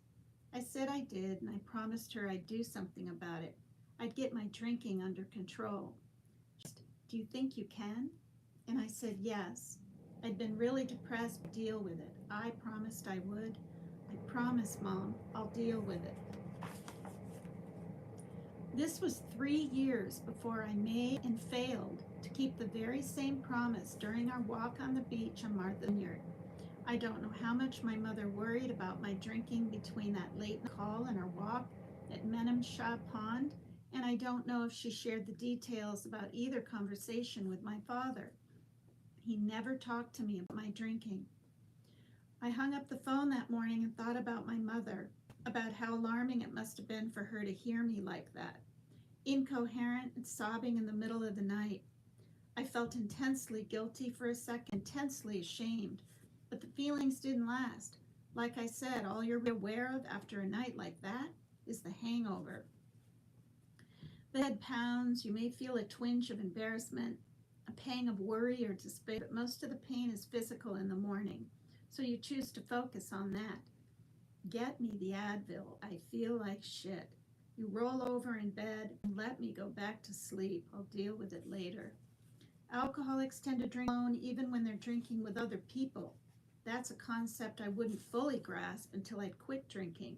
But every once in a while I'd catch a glimpse of it, a snipper of the way alcohol isolated me from other people, even when I seemed to be right smack in the middle of them. That morning, lying in bed with a hangover, it occurred to me that I'd been out with friends all evening, hadn't really made eye contact with any of them, hadn't really had a moment of conversation that felt genuine or connected. The realization was small, a little flash, but it would stick with me and return to me sometimes, a wave of awareness that made something in my stomach feel heavy, like I'd swallowed a stone. I didn't quite understand how you could. Oh, we're almost done with this chapter. For the second time that I'm reading it, because I accidentally deleted my hour-and-a-half live of reading it the other night. An accident, because I don't delete my videos, you guys. I don't even like to private hardly any of them. But I thought I was deleting a stupid little video when I was trying to make shorts, and I don't even know how I did it, but I did it. So I didn't quite understand how you could spend an evening like that with an intimate group and end up all alone, sitting in a circle around a cafe table with 2 other people and one at the same time. My friend Jane says that after a while, alcohol becomes a veil, a barely visible shield that stands between the drinker and any chance of real intimacy. My friend puts it more bluntly. Emotional bomb shelter, she says, just in case. All right. Well, interesting. Okay. I'm going to literally go on and read the next chapter. I don't think it's quite as long. It's not looking like it. And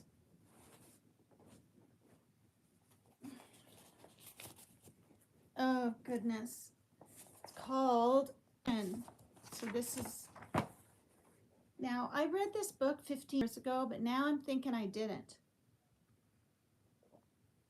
because I don't know, I'm just not remembering a lot of this. Oh no, wait, it was sometime after I was sober, so more like 12 years ago or something. The following questions, put together by the National Council on Alcoholism and Drug Dependence, are designed to help people decide whether or not they have a drinking problem. This is how I answered them several weeks before I quit. And here they are. I think I had to do these too. I was asked these questions at outpatient treatment. Oof, Jiminy. What? I'm looking straight ahead and my eyes.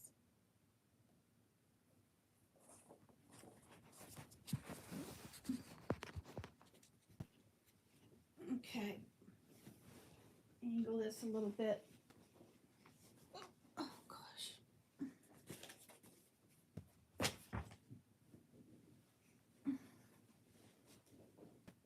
Okay. I don't know. I don't know if it's any better. Oh well. Okay, here we go, you guys. You can ask yourself these questions if you're struggling with it or not. Yes or no? Do you occasionally drink heavily after a disappointment, a quarrel, or when the boss gives you a hard time? Yes or no? Number 2, when you have trouble or feel under pressure, do you always drink more heavily than usual? When you have trouble or feel under pressure, do you drink more heavily than usual? You can just put a Y or an N, and then you count how many Y's or No's you have. Number 3, have you noticed that you were able to handle more liquor than you did when you were first drinking? That was yes for me. And I would say yes for all of them so far. Did you ever wake up on the morning after and discover that you could not remember part of the evening before, even though your friends tell you that you did not pass out? That was a yes for me also. Didn't happen all the time, but it did. Number 5, when drinking with other people, do you try to have a few extra when others will not know it? I've done that.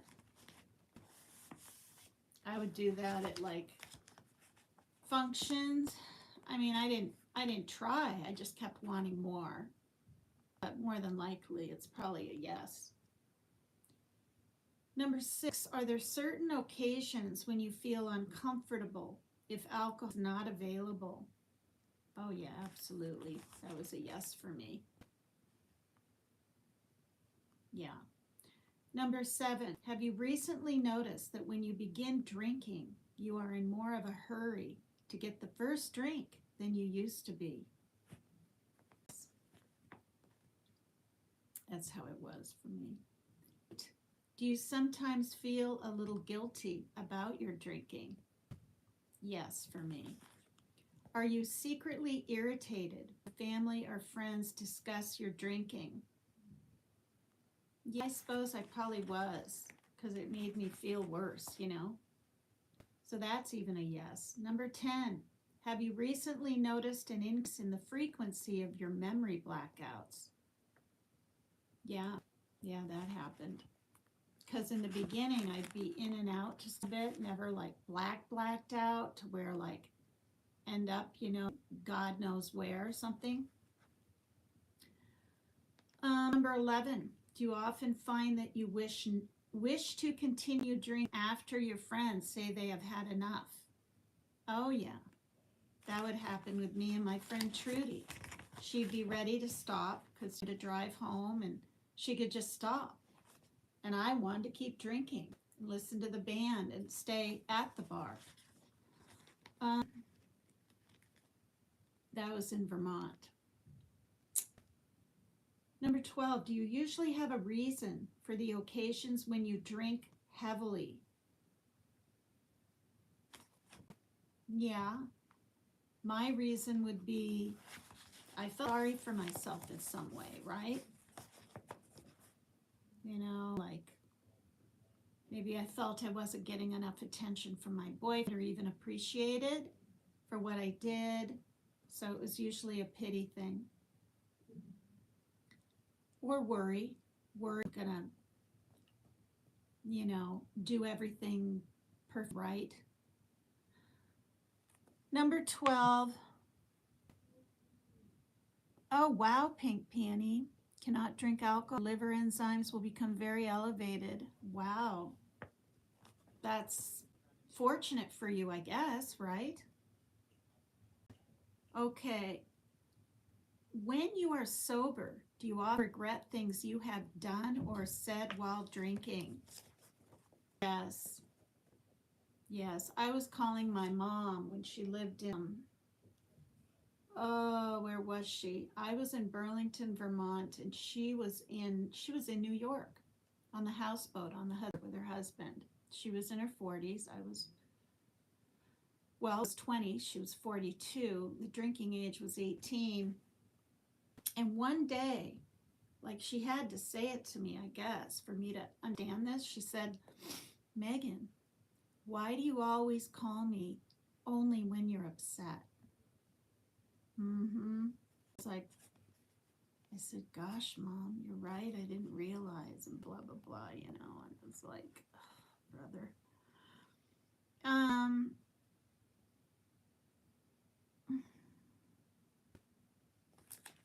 And there was one time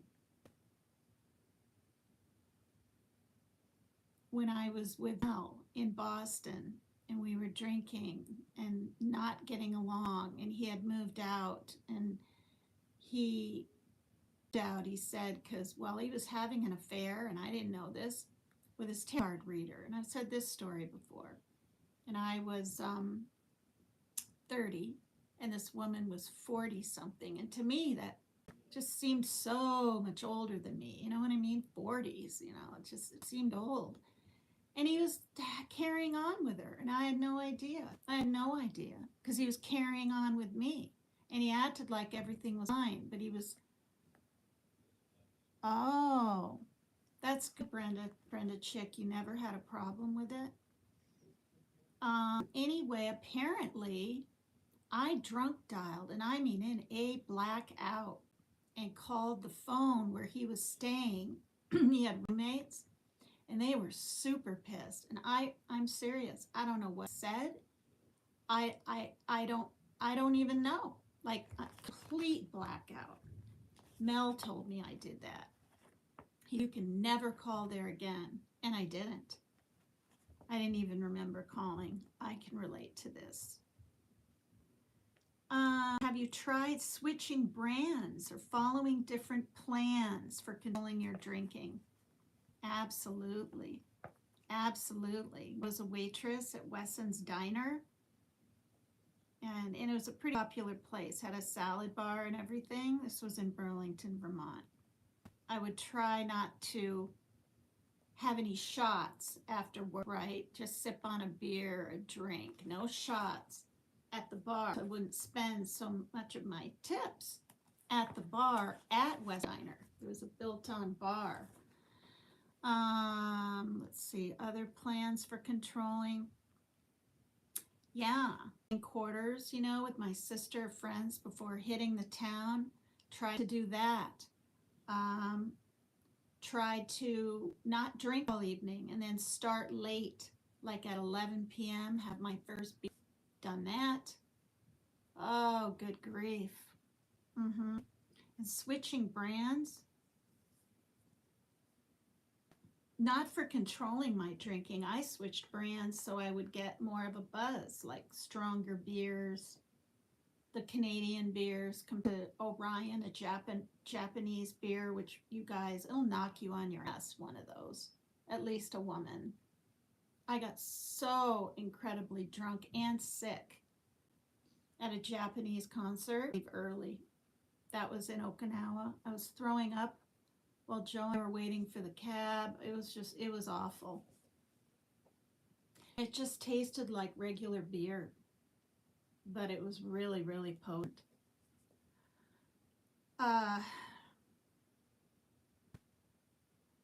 And that's when my husband was in the Air Force and we Okinawa when he was at Kadena Air Force Base.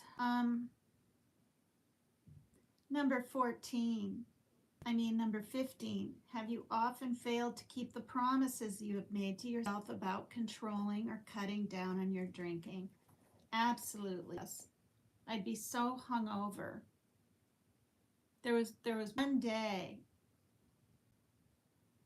that I couldn't even get out of bed, lift my head up off the pillow to even go in the fridge and get an apple. I was just sick. Yeah. And I'd promise myself, and I'd promise my mom, and I'd promise, you know, my family. And number 16, have you ever tried to control your drinking by making a change of jobs or moving to a new location? I don't know. I always just mostly waitressed. But I mean, I did do a little bit of secretarial. Um,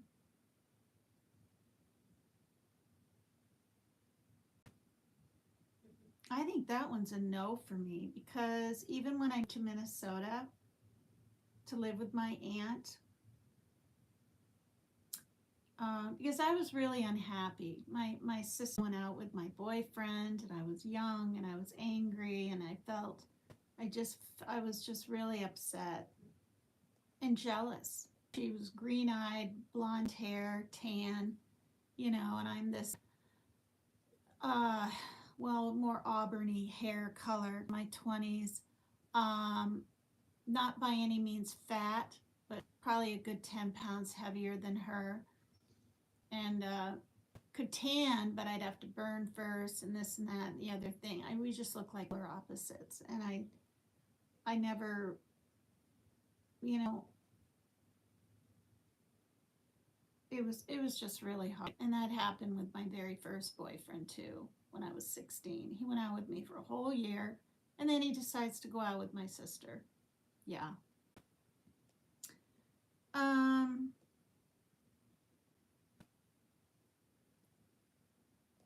17. Do you try to avoid family or close friends while you are drinking? Uh, yeah, actually, yeah. There was one night I was heading downtown. It was kind of light out, dusky light, maybe only 4:35. My mom and her still husband today were on the streets. I think they were kind of store or something. They hadn't moved to New York yet. And she said, would you like to go to dinner sometime? And like a dumbass, I said, oh yeah, Mom, sometime. I can't tonight or whatever. I'd call. I didn't make plans. I was so freaking selfish. Because I wanted to drink. I wanted to drink. My mom wasn't a drinker. Steve was in recovery. Okay. Shortly after that, she moved to New York, you guys. And then I didn't see her for 4 years. So, was it 4 years or 2? I was 22. No, it was 2 years. 2 years there. And I took a train from Vermont and stayed there on the houseboat for 2 weeks. It was a lot of fun. It was beautiful. Okay. 18. Are you having an increasing number of financial and work problems? Oh, yeah. Oh, yeah. Work problems. I would quit before I knew I was going to get fired. I would quit. If I had a job in town here as a cocktail waitress at the something horse, and now I can't remember the name of it. Um, it's still here too. Can't even think the name of it. Anyway, I got hard and I was so happy. I knew I might drink too much, but I told myself I wouldn't. And I did. And I was way too hungover to make it to work the next day for that job. And I didn't get fired. I just said it's not for me and I quit. And it's just terrible, you know? Yeah.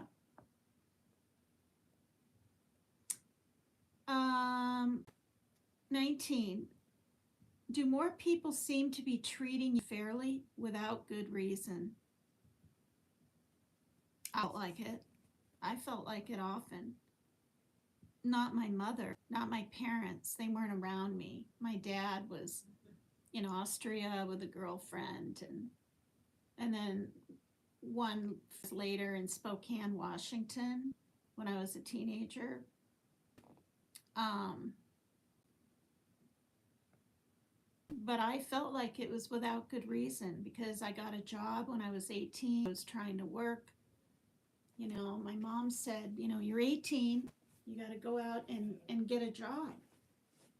So I pounded that pavement all day long, and I was in tears when I walked into Zachary's Pizza. And it might just sound like a joint. No, it was a really popular place run by a bunch of a Greek family that knew stuff, and we really did have the best pizza in town too.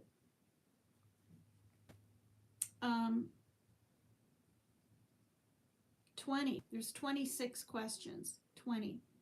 Do you eat very little or irregularly when you're drinking? Absolutely, I did. Absolutely.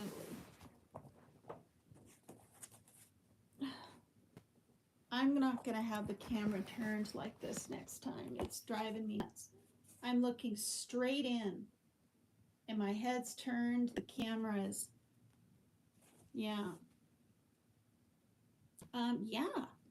I didn't want to lose my buzz, so I wouldn't eat. I wouldn't eat all day, so I could catch a buzz quicker.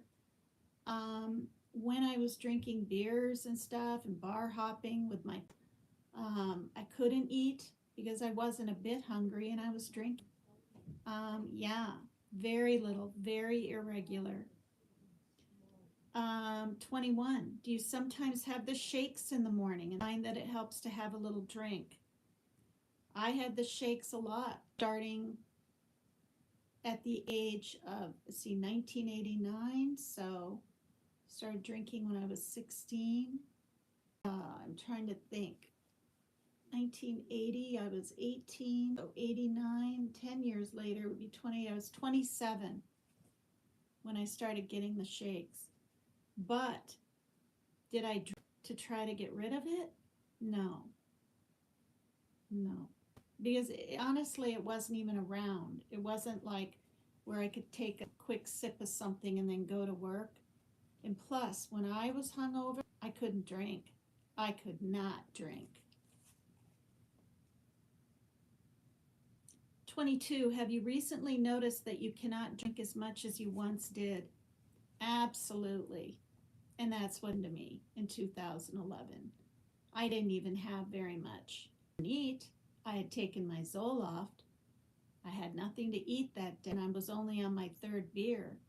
Now, granted, I didn't want to stop, but I don't remember much of being up at the park and my friend dumping my beer out, calling the police, blah, blah, blah, till I was like on my fifth or sixth. And when I was younger, like maybe a lot of other people, I mean, I could do a couple of shots and go somewhere, have 4 drinks, go somewhere else, have 6 beers, go to a party after. My tolerance was really high. 23. Do you sometimes stay drunk for several days at a time? No. That's the only no on here for me, you guys. I did not do, I wasn't one of the,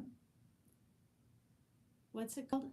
A bender, where you can go 3 days and 3 nights. Some people do it with hard drugs. Not me. I was dead to the world the next day, sick, headachy, mostly really tired.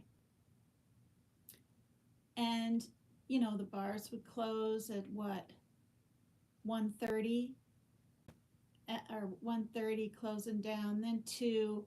I was probably get to bed by 3. I'd have to sleep till 3 the next day. When I had to work, it was so hard. It was so awful going to work.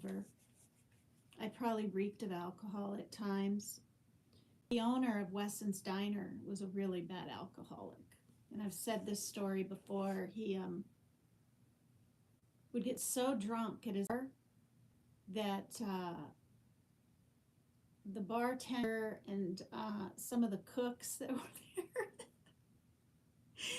had to tell him to leave his own restaurant because I saw him do it once. He went up and he was mad about at some people. He'd get so drunk doing shots and drinking screwdrivers, right? Orange juice and vodka that he went up. He was a big guy, probably seriously 400 pounds, 6 feet, and he would mess the balls up like this all over the pool table, like fights and stuff. And I was sitting at the bar watching this going, good grief. So I justified my drinking because I drank. I was like, well, if I smell a little bit like alcohol, I could have reeked of it for all I know. Do you sometimes feel very depressed and wonder if life is worth living? I felt very depressed often.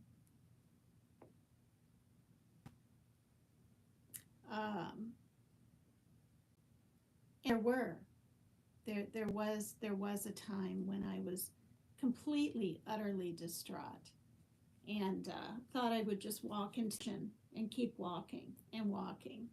And a friend of mine, where I was talking at the time, saw me in the store, and I was just in a daze, and tears were, when the tears are streaming and you can't even see, that kind of thing. And I think she pretty much saved my life. Maybe I would have snapped out of things once I got into the water, but I don't know.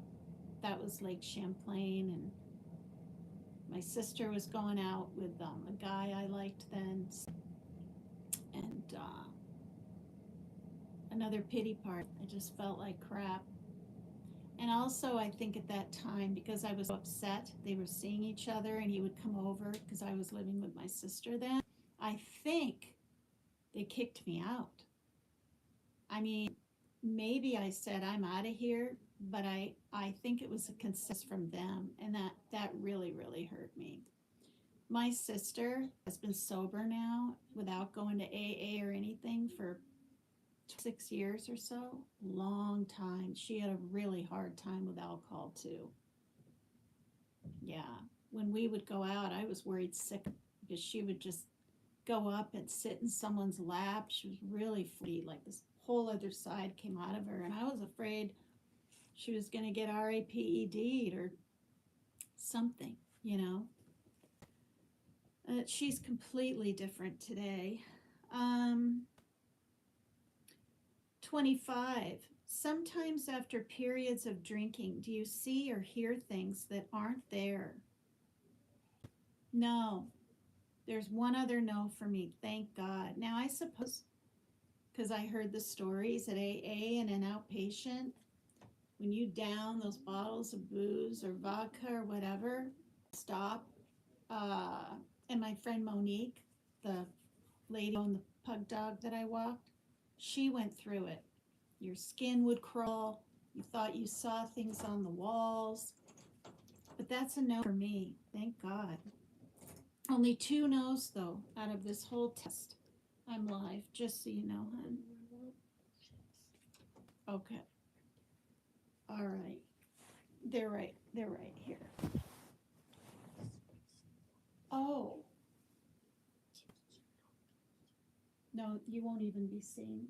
I'm watching you. Stay over on that side. The line goes down the middle of the closet. You can't see you at all. Yeah, see? Yeah. You're so funny. Spicy chips. Yeah. You say me just a few. Yeah, I'm just getting hungry. Yeah, just say me maybe Yeah. 7. No, I'll save you quite a bit. All right, I'm done here pretty soon. I'm gonna do this test and then end this chapter here so people can ponder and think. That was my plan anyway about, gee, could I be an alcoholic, right? Could you? I know I am, even though I haven't had a drink since 2011. You know, I'm here to say the longer you go with it, it is easier.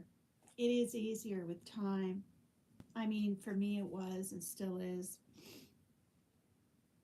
Uh, because you find yourself just happier and being able to cope and not have all these sick feelings the next day or dread or whatever. And you start liking yourself more and you start liking people more and you take life at face value more. And then giving, right? Going to meetings and sponsoring, and I did that. I waited till someone would ask me. I didn't like to always, oh, raise your hand if you want to sponsor and be like, I wasn't all to that, but I sponsored about 5 different women um, back when I went to AA, and I haven't gone now for in a couple of months. Okay, so the last one, number 26. Do you get terribly frightened after you have been drinking? Oh, yeah. Oh, yeah. Because, like I said the other night for me, you guys, I had to smoke. I had to bum a cigarette or make sure I saved enough money and got a box of, remember those cigarettes, Advantage? Or were they called Vantage? I kind of liked them. And I liked Parliaments. I liked Winston. I liked anything. And I didn't even like have a regular cigarette. I would try different packs, different night, and I wouldn't smoke the whole pack or anything. I couldn't. But I smoked when I drank. Um, and anyway, when I was hungover, I felt like I couldn't breathe. I was probably smoking these like joints, even just not even realizing how much I'm sucking in or even how many I smoke sometimes. My heart would race. I felt really frightened. Yeah. Okay. The National Council on Alcoholism and Drug Dependence says if you answer yes to any of the above questions, you have some symptoms that may indicate alcoholism. People who answer yes to questions 1 through 8 are said to be in the early stages of alcoholism. Oh, grief. Well, I said yes to all of them until the very end.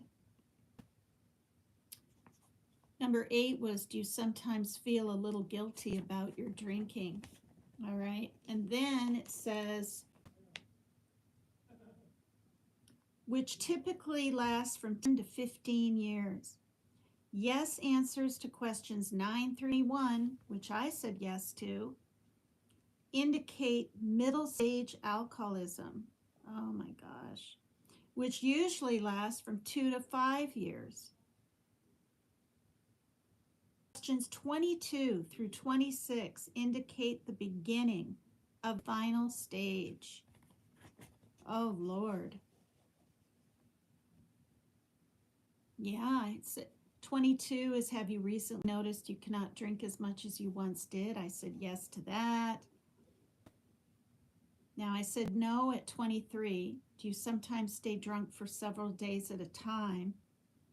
Well, I did drink day after day many times, even when I was hungover. But I didn't like stay drunk. So that's kind of an in between. That might be a yes and a no. So yeah. So I actually really was nearing the final stage. Thank God I didn't see or hear things that weren't there. Okay, K47. My dad was a dry drunk and I'm an alcoholic. Some people I didn't know you were here, AK-47. Some people want to admit I've been there quite a few times. I know what addiction is about. It's really hard to deal with. Yeah, yeah, it is. If you just, I don't know if you've been here for these, questions. It's what National Council on Alcohol and Drug Dependence says. So, yeah, in its last stage, alcoholism can kill. Heavy and chronic drinking can harm virtually every organ and system in the body. Wow. And see, that's the thing. I always thought it was just the liver. Really, I didn't know about wet brain. I didn't know it can enlarge the heart. I thought it was just the liver, and then tremors and, body parts. But I did learn in outpatient therapy. They gave us a picture of the body, and talked about what it does. Um, it is the single most important cause of illness and death from liver disease in the U.S. It can increase the risk of cancer. I'll just read this and then I'll end live today.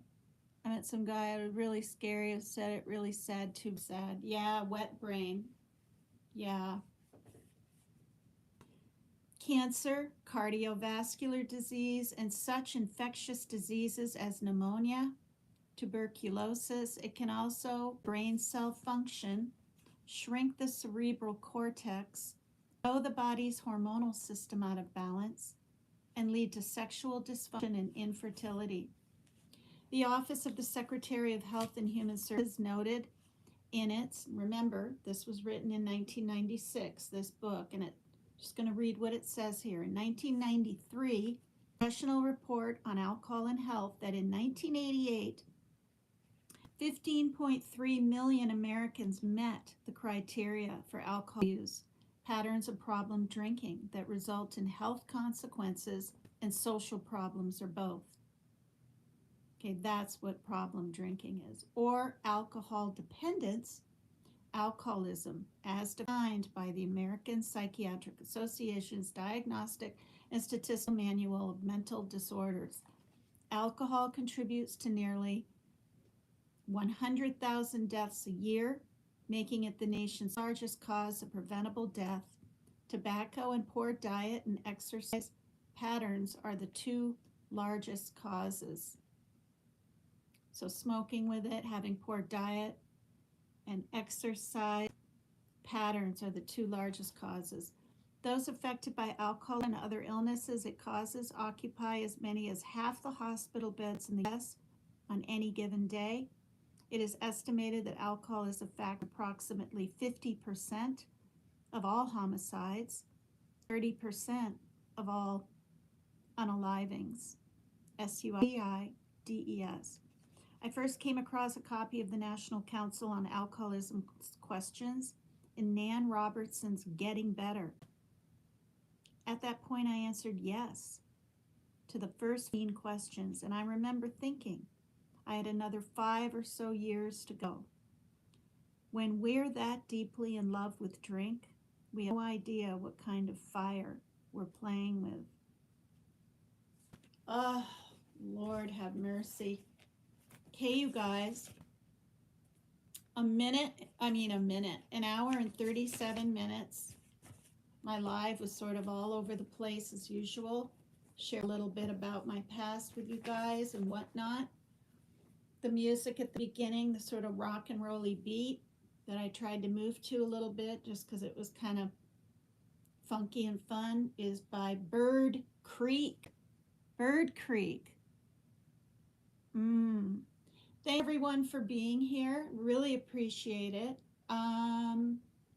Thank you, everyone, for getting me to 3,000 and then some. Like, I'm so excited. My next goal, of course, will be 4,000. Like anyone else, I want to go up. I'm thinking about, like, very seriously, seeing if I can get monetized with my strike.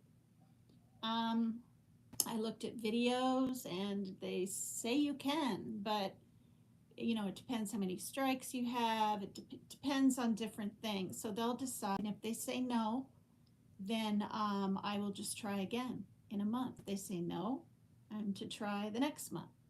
So we'll see, because I'm feeling like if this many people are kind of paying attention to me, um, I must be something right. Something. I don't know. And if I can help anybody, it's not about like getting paid even by YouTube. Like I don't even know how that works. But they send a check to your bank. I don't know. But so many people get little super chats. So many people when it's right there available. I know for me when I would and will and still do super chat people now and then because it's so efficient and it's right there. The PayPal and the Cash App, they're okay, but it's not quite as efficient. Hit on that money sign and just type in a password or whatever, and then boom, it's just hit send and it's there. And when people announce your name and say thanks for the $5, the $2, 99 cents, or just the well wishes, the sticker, you're not getting any money or whatever, all of that is really kind of fun, it seems like. And people that have money, different creators out there that have thousands more than me, um, are doing this, you know. So it's not like I'm trying to make a living really on it. It's not that. But I know in the long run it would help me um, financially in some way, to have some kind of little nest egg, because what was supposed to be in my savings sitting there for my future is in my checking and dwindling away on cat litter, and you know what I mean, and cat meat and toiletries. And what's been really nice, so I don't need help from my mother anymore now. It's been 2 months. We're going on the third month in February. Is I signed up for my Social Security, and I've said this before, but if you can do it at the age, of 62, why not? Now, other people want to wait, right, till they're 65, I think, and get maybe 350 or 400. I really couldn't. I needed money now. So because of that, oh, thanks, Pink Peony. Thank you so much. Because of that, I don't. I even reminded my mom last night. I said, I'm so glad I get my Social Security every month. It's not a lot, you guys. It's 200. It was $211. Now it's 216.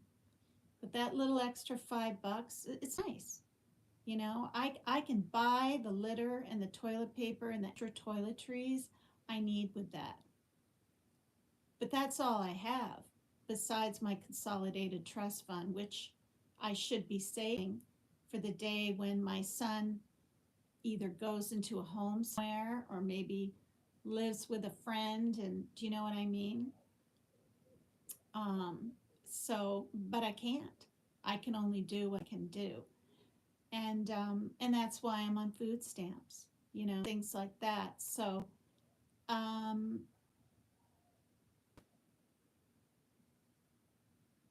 yeah, it'll be interesting to find out, because I got that darn strike. You guys know when I was playing that what we've got talent show in Britain, and I didn't even think about the music going. I didn't even.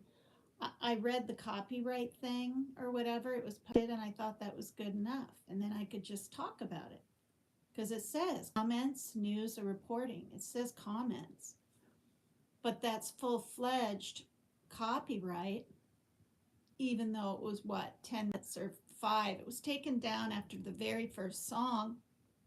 I didn't even know my live was down, you guys. I got notices in my messenger from, I think, Sierra and maybe Sherry, I think, saying, your live is down. I'm like, what? and I'm playing it. So now also, it was in another country, music from Britain. So that's another reason. So I understand it. I had one warning the whole year before it. It's a learning process, but never a strike. 3 strikes, they can take your channel down. And honestly, if my channel gets downtown, especially if I'm not monetized and all that, I don't know. I have my other one, Sexy Sassy Lassie, that I could try to spring up all over again, but I don't know. It has 200 subs on it, and this is entertainment purposes. This is a place where I can connect with you guys. You can connect with me. I don't feel so alone in the world because, again, I'm not near my family. They can't just hop on a plane and come see me. I can't just hop on a plane and come see them whenever I willy nilly want to. The money isn't there. And I didn't think anyone should be flying when the C disease was out there. I mean, you know, you're in an enclosed capsule with hundreds of people coughing and eating and talking and all those particles in the air, and many people got sick, flying.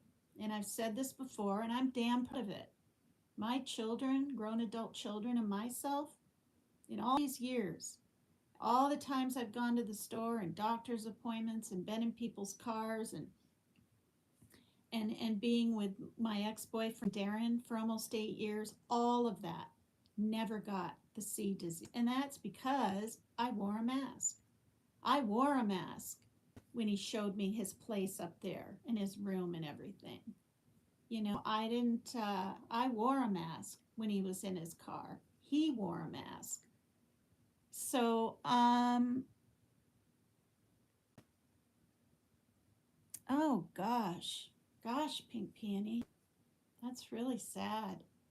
You know, people have been through so much worse than me. I know Brenda Chick has had a lot of heart attacks and strokes because I remember seeing that in Dolly Vision's chat.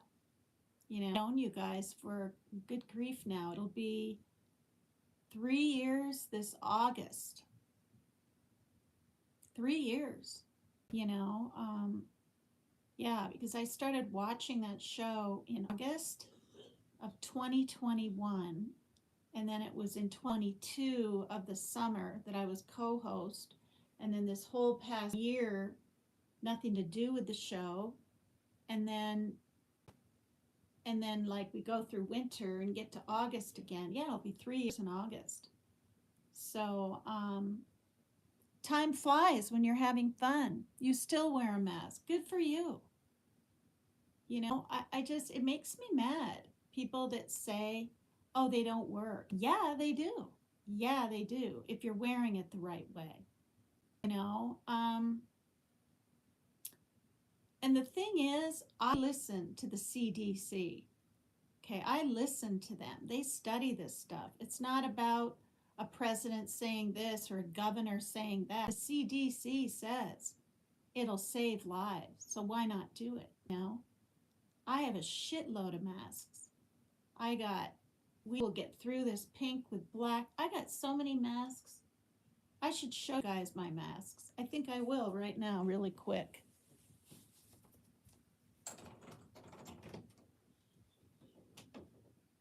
Oh, God, you sound so sick. I'm showing my masks and then I'm ending my live.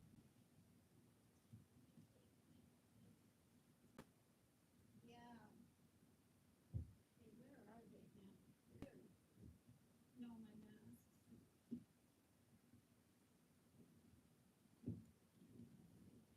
Oh,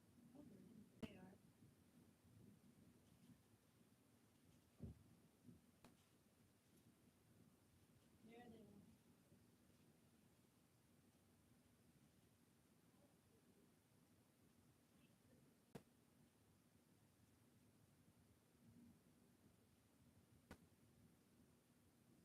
All right. Let me clean up this hallway too when I'm done. Okay, you guys. I'm boasting my masks, aren't I? I'll pull them out one by one. Now here's the silky. Oops, it's upside down, isn't it?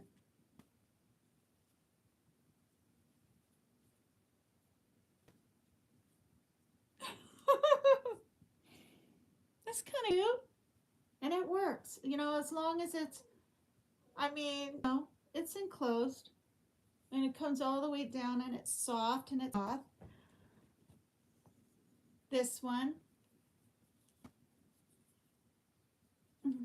Now this one's a little smaller.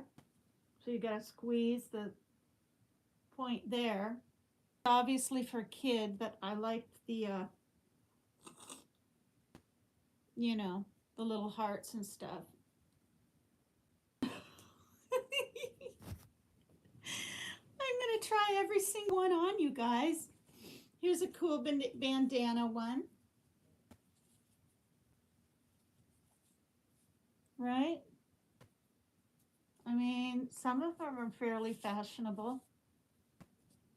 Do I look gangster? I look like a gangster. Here's one. I mean, when this thing happened, I literally, you have 25 different masks, Brad? I was like, oh, I like that color. Oh, that'll look good with my jeans. Oh, it looks like the thing up on this end. Anyway, I did like it, but it looks like the little, might have to twist it.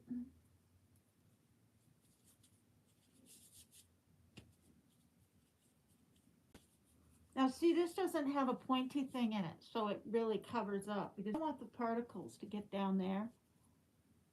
And this one is missing the, too bad. Because if they're ill-fitting, yeah, I'm gonna have to get rid of this. I'm gonna top this one. If they're ill-fitting, you might as well not wear it. Won't do any good. Here's another one.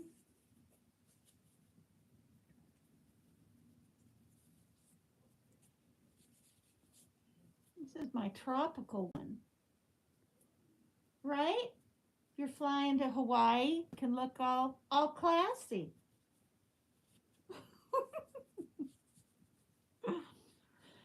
But honestly, on an airplane, when I flew, you know, down south and stuff, I had not a 995 or 195.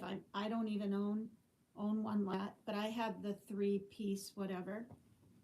And I wore that sucker. This one I liked because it was kind of flesh colored. But it doesn't.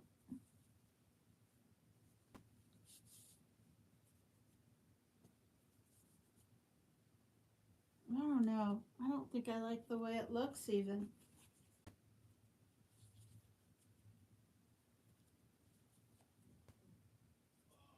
Yeah, see this isn't even, I'm going to get rid of this one. That isn't even staying down around the nose enough. You know, and they'd have them on sale, right? Buy 2 for $5 or whatever. And another one.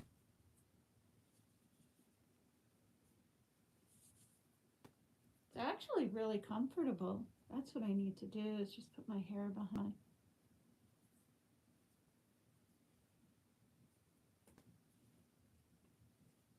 Sometimes it's hard to tell which way it even goes. I think it fit better the other way. This is fun for me. I haven't worn these, you guys, in a long time. I've been wearing just yellow or purple, or the blue regular doctor mask things. Okay, this one's a little bit smaller, but it's a simple gray. Yeah, that was the plan, to have them match my outfit.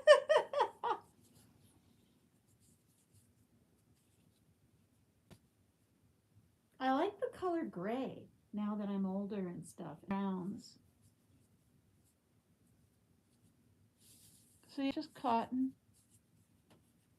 That's still a good one. Of course, I had to have this one just because it's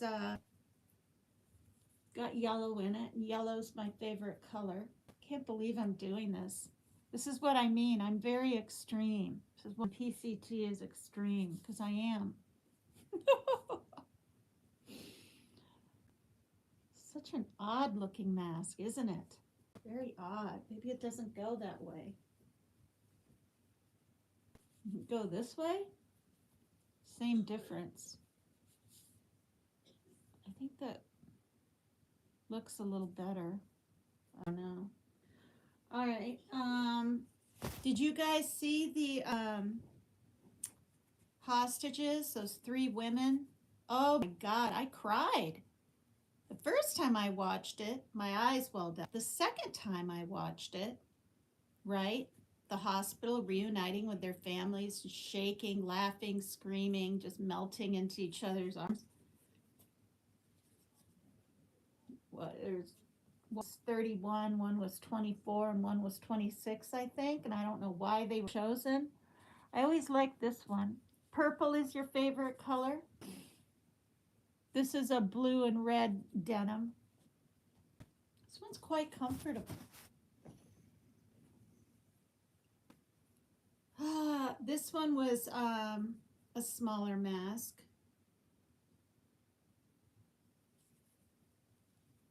But now see, okay, it bends in. I think this was a children's too. I was getting tired of so much all the time, so I started buying some children's ones, but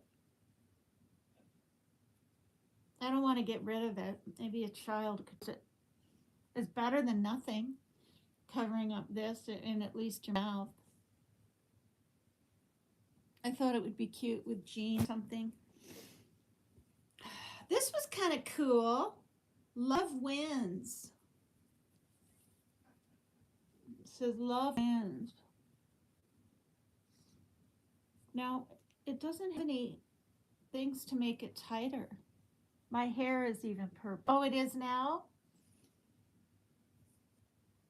See?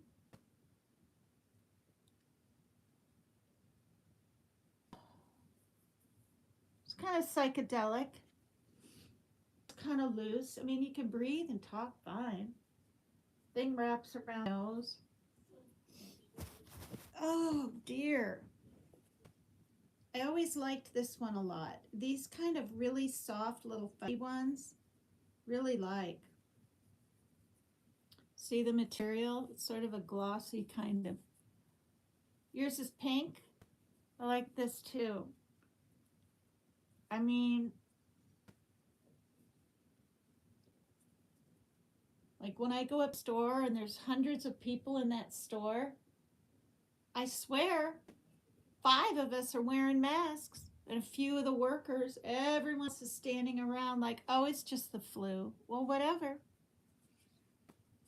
You know, if you've got some weight issues or compromised, like immunodeficiency kind of deals too, you want to protect yourself. I think it's supposed to be like this. Yeah. Yeah. It's nice and in there. Wow, this is really comfortable. Again, I haven't tried this on and since the C disease started. When was that? 5 years ago? Okay, here's another little denim one, but just like the other one, but the thing is broke. So I'm gonna get rid of that. Then of course I had to have little white ones, white cloth ones that were just simple.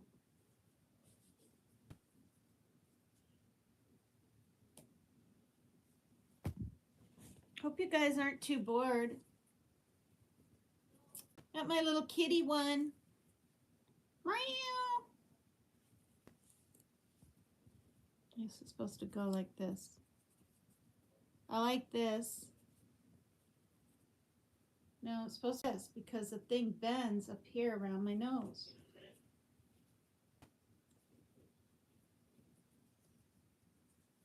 My neighbor had this one, Rosie, and I was like, I want that one too. I was spoiling myself. Like women like new nail polishes.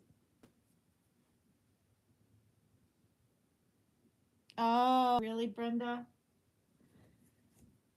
Oh gosh. Now the thing is though, see, a lot of gapping right there, but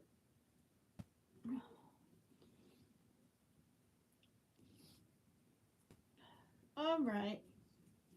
People probably think I'm crazy. These were the latest ones. I bought a whole package of these. I thought they were just too cute. These pandas with the rainbows, but the thing is, that's a sign of sex trafficking. You know, but it was so darn cute. And when I bought them, I didn't know that was a sign of trafficking. But, you know, I don't know. Yeah, people, yeah. I wear gloves too. I wear surgical gloves. It's like a $2 a pack of 10, and I've had them always, every time I go to the store. I liked this one. I'm getting a headache now. I'm trying these on. I'm getting a headache. This is another little one.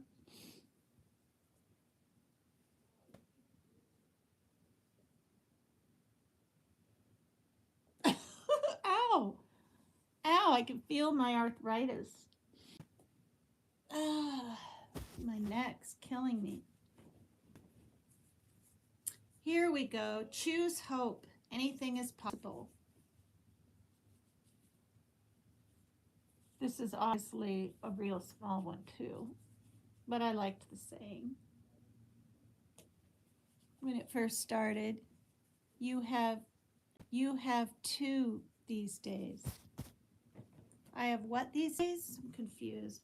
I liked this one. It just screamed out, buy me, buy me. Like I said, I was as addicted as people are to their makeup, their nail polishes. Oh my gosh, it's so soft. These soft, fuzzy ones are really, really nice. I have too many to choose from, and I don't even go to the store that much. Okay, here's another kitty one. I must have gotten two in a thing.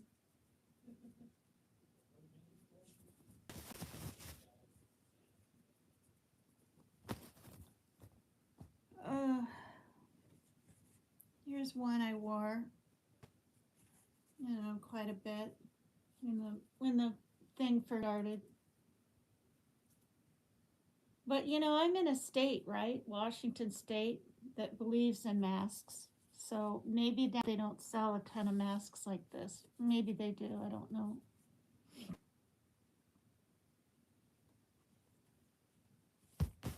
Can't believe I haven't lost my earrings. And this was a whole bunch of little flowers.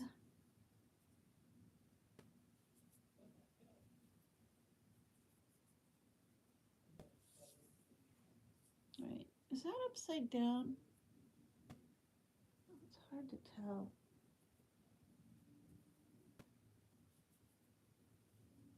And I had to wash them. Lipstick might get on them. Okay, it was the other way, I think. You can just wash these, which is nice. I thought this one was really cool. I can't even remember where I got it, but it bends the middle. Might have been AA. Comes down. Look at that.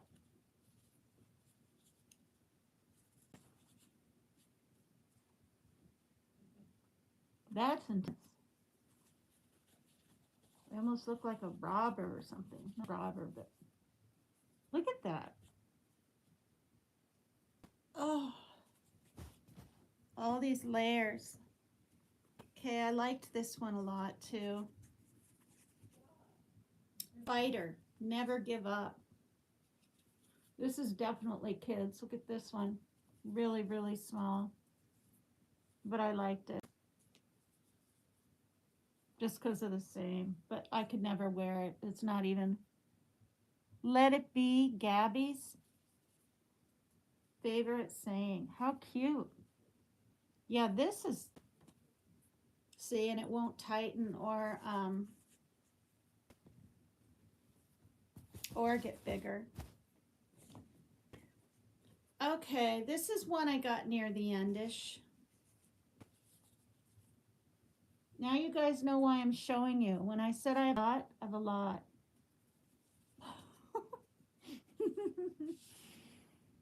I wonder, I think, no, then it would be upside down. This is how it's supposed to be. You like my meow? Oh, there's a black one over here. Pink. Yep.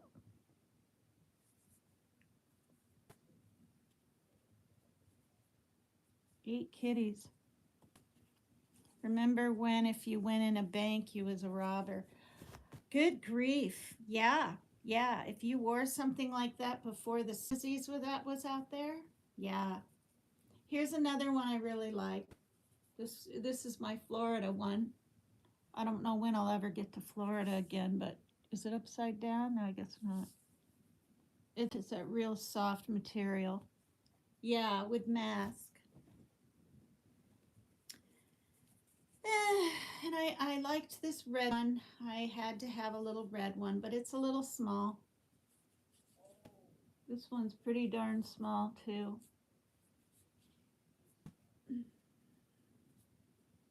Sometimes it's nice to just have something small.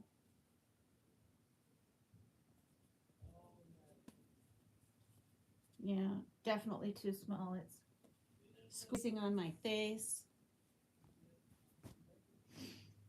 Liked the color. And I had to have this one. I think I only have 3 more, I think, after this. I've never even counted how many I have. This is kind of cute, huh? You guys kind of like this? I need to get on a motorcycle with that one.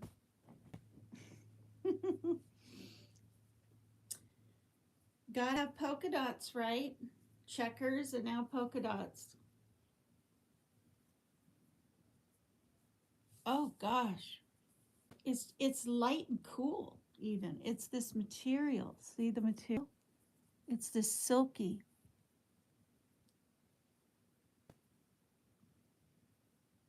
Oh my gosh, it's literally cool on my face. There's no tag in this one. It's a certain brand.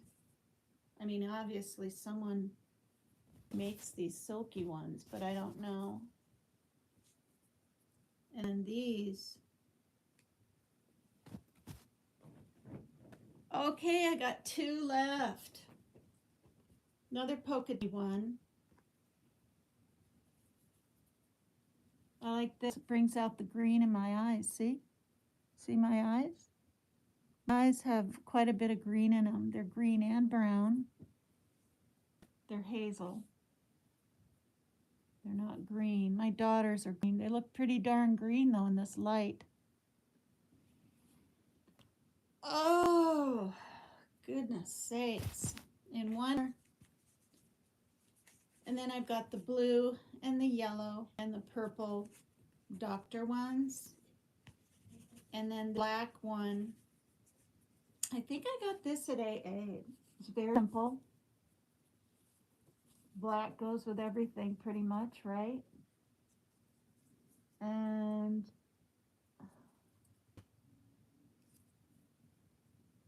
yeah.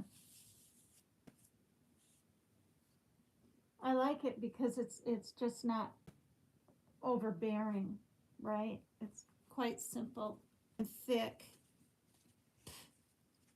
Made in Thailand. It's made in Thailand.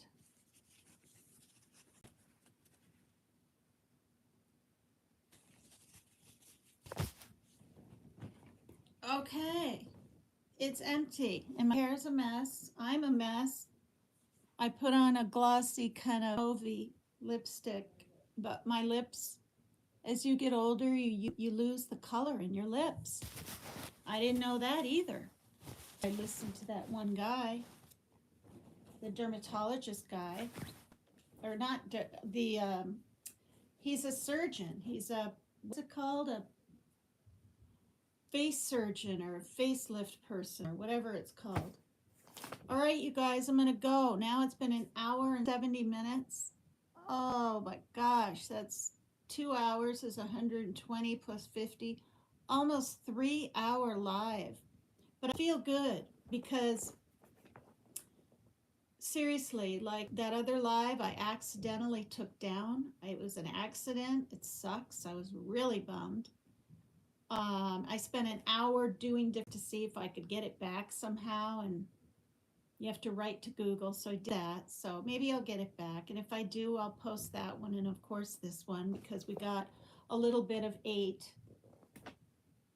Oh, hey, shoot, I pop in and say hi and pop out if I have to, and I'm 3 hours earlier, and I'm so happy. I know how to do shorts. I can make some shorts now, and get views that way. And I'm able to get up on people's panels with ease because my daughter showed me yesterday. She was like, well, I know how to do that.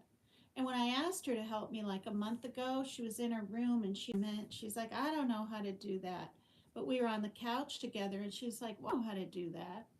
And I still wrote the steps down and I practiced it 3 times because you have to know where to hit. You got to hit here and go to page here and delete this and hit this thing above the keyboard. You got to paste this first. You got to hit copy before that. I mean, you have to hit the StreamYard link now. It doesn't just take you into Studio so I can go up. It's a new Apple iPad thing, I guess. You got to hit the StreamYard. Then it says you have to get on Safari on this page, and I didn't know how to do it. So then I hit the copy button. But what I was doing, going to the address bar that was up on top of that page, I would hit there and it would tape it in. Not tape, paste it in, then, or copy it in. Then it would, no, already copied below, see? But then you'd hit it there and then a paste button come up. So then I'd hit that. Then it would say pasted URL to Studio or whatever right under it. I'd hit that thinking I'd go into Studio. No. But before my daughter showed me all this, I actually was able to get up on Sierra's panel when it was her birthday. So that's just really weird. So I was really struggling. Oh, oh my gosh, Smiley Miley. Wow. Was it an accident or maybe you don't want to talk about it?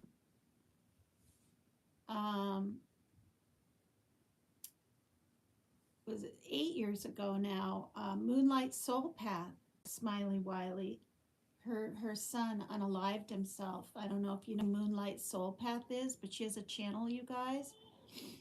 She's trying, not trying, but she's getting some subs, and she just started a month or two ago. You guys might have some things in common, but maybe it was an accident or, oh, I see. Okay. Yeah, you reminded me I need to do that. So I'm going to go now. No, I'm not. I got to read, or did I already? No, I didn't. Okay, Jesus calling. This is today's. Him beckoning to us. Seek my faith, and you will find more than you ever dreamed possible. Let me displace worry at the center of your being. I am like a super saturated cloud, showering peace into the pool of your mind. My nature is to bless. Now my nose massively itches, and it's probably for trying all those masks on. My nature is to bless. Your nature is to receive with thanksgiving. This is a true fit, designed before the foundation of the world. Glorify me by receiving my blessings gratefully. I am the goal of all your searching. When you seek me, you find me and are satisfied. When lesser goals capture your attention, I fade into the background of your life. Yeah, this is the greatest little book. It really is. Because it is. It's God beckoning and calling to you. When you seek me, you find me and are satisfied. When lesser goals capture your attention, I fade into the background of your life. I am still there, watching and waiting, but you function as if you were alone. Actually, my light shines on every situation you will ever face. Live radiantly by expanding your focus to include me in all your moments. Let nothing dampen your search for me.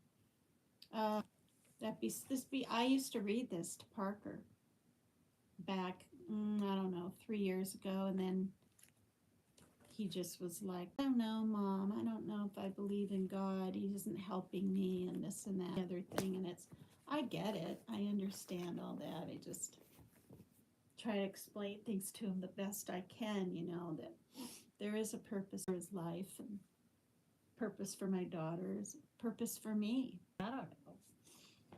Okay. Bye. PCT Extreme. Please hit the like. Please subscribe to me if you're willing to. And thanks for being here all this time, you guys. Really appreciate it. Or I'd be just by myself. Thanks to the people in the bushes, too. Thank you, Wiley. So I don't forget, I'm going to handle this Messenger Facebook stuff right now. Go into privacy settings like you brought up. All right. Bye, everyone. Thank you.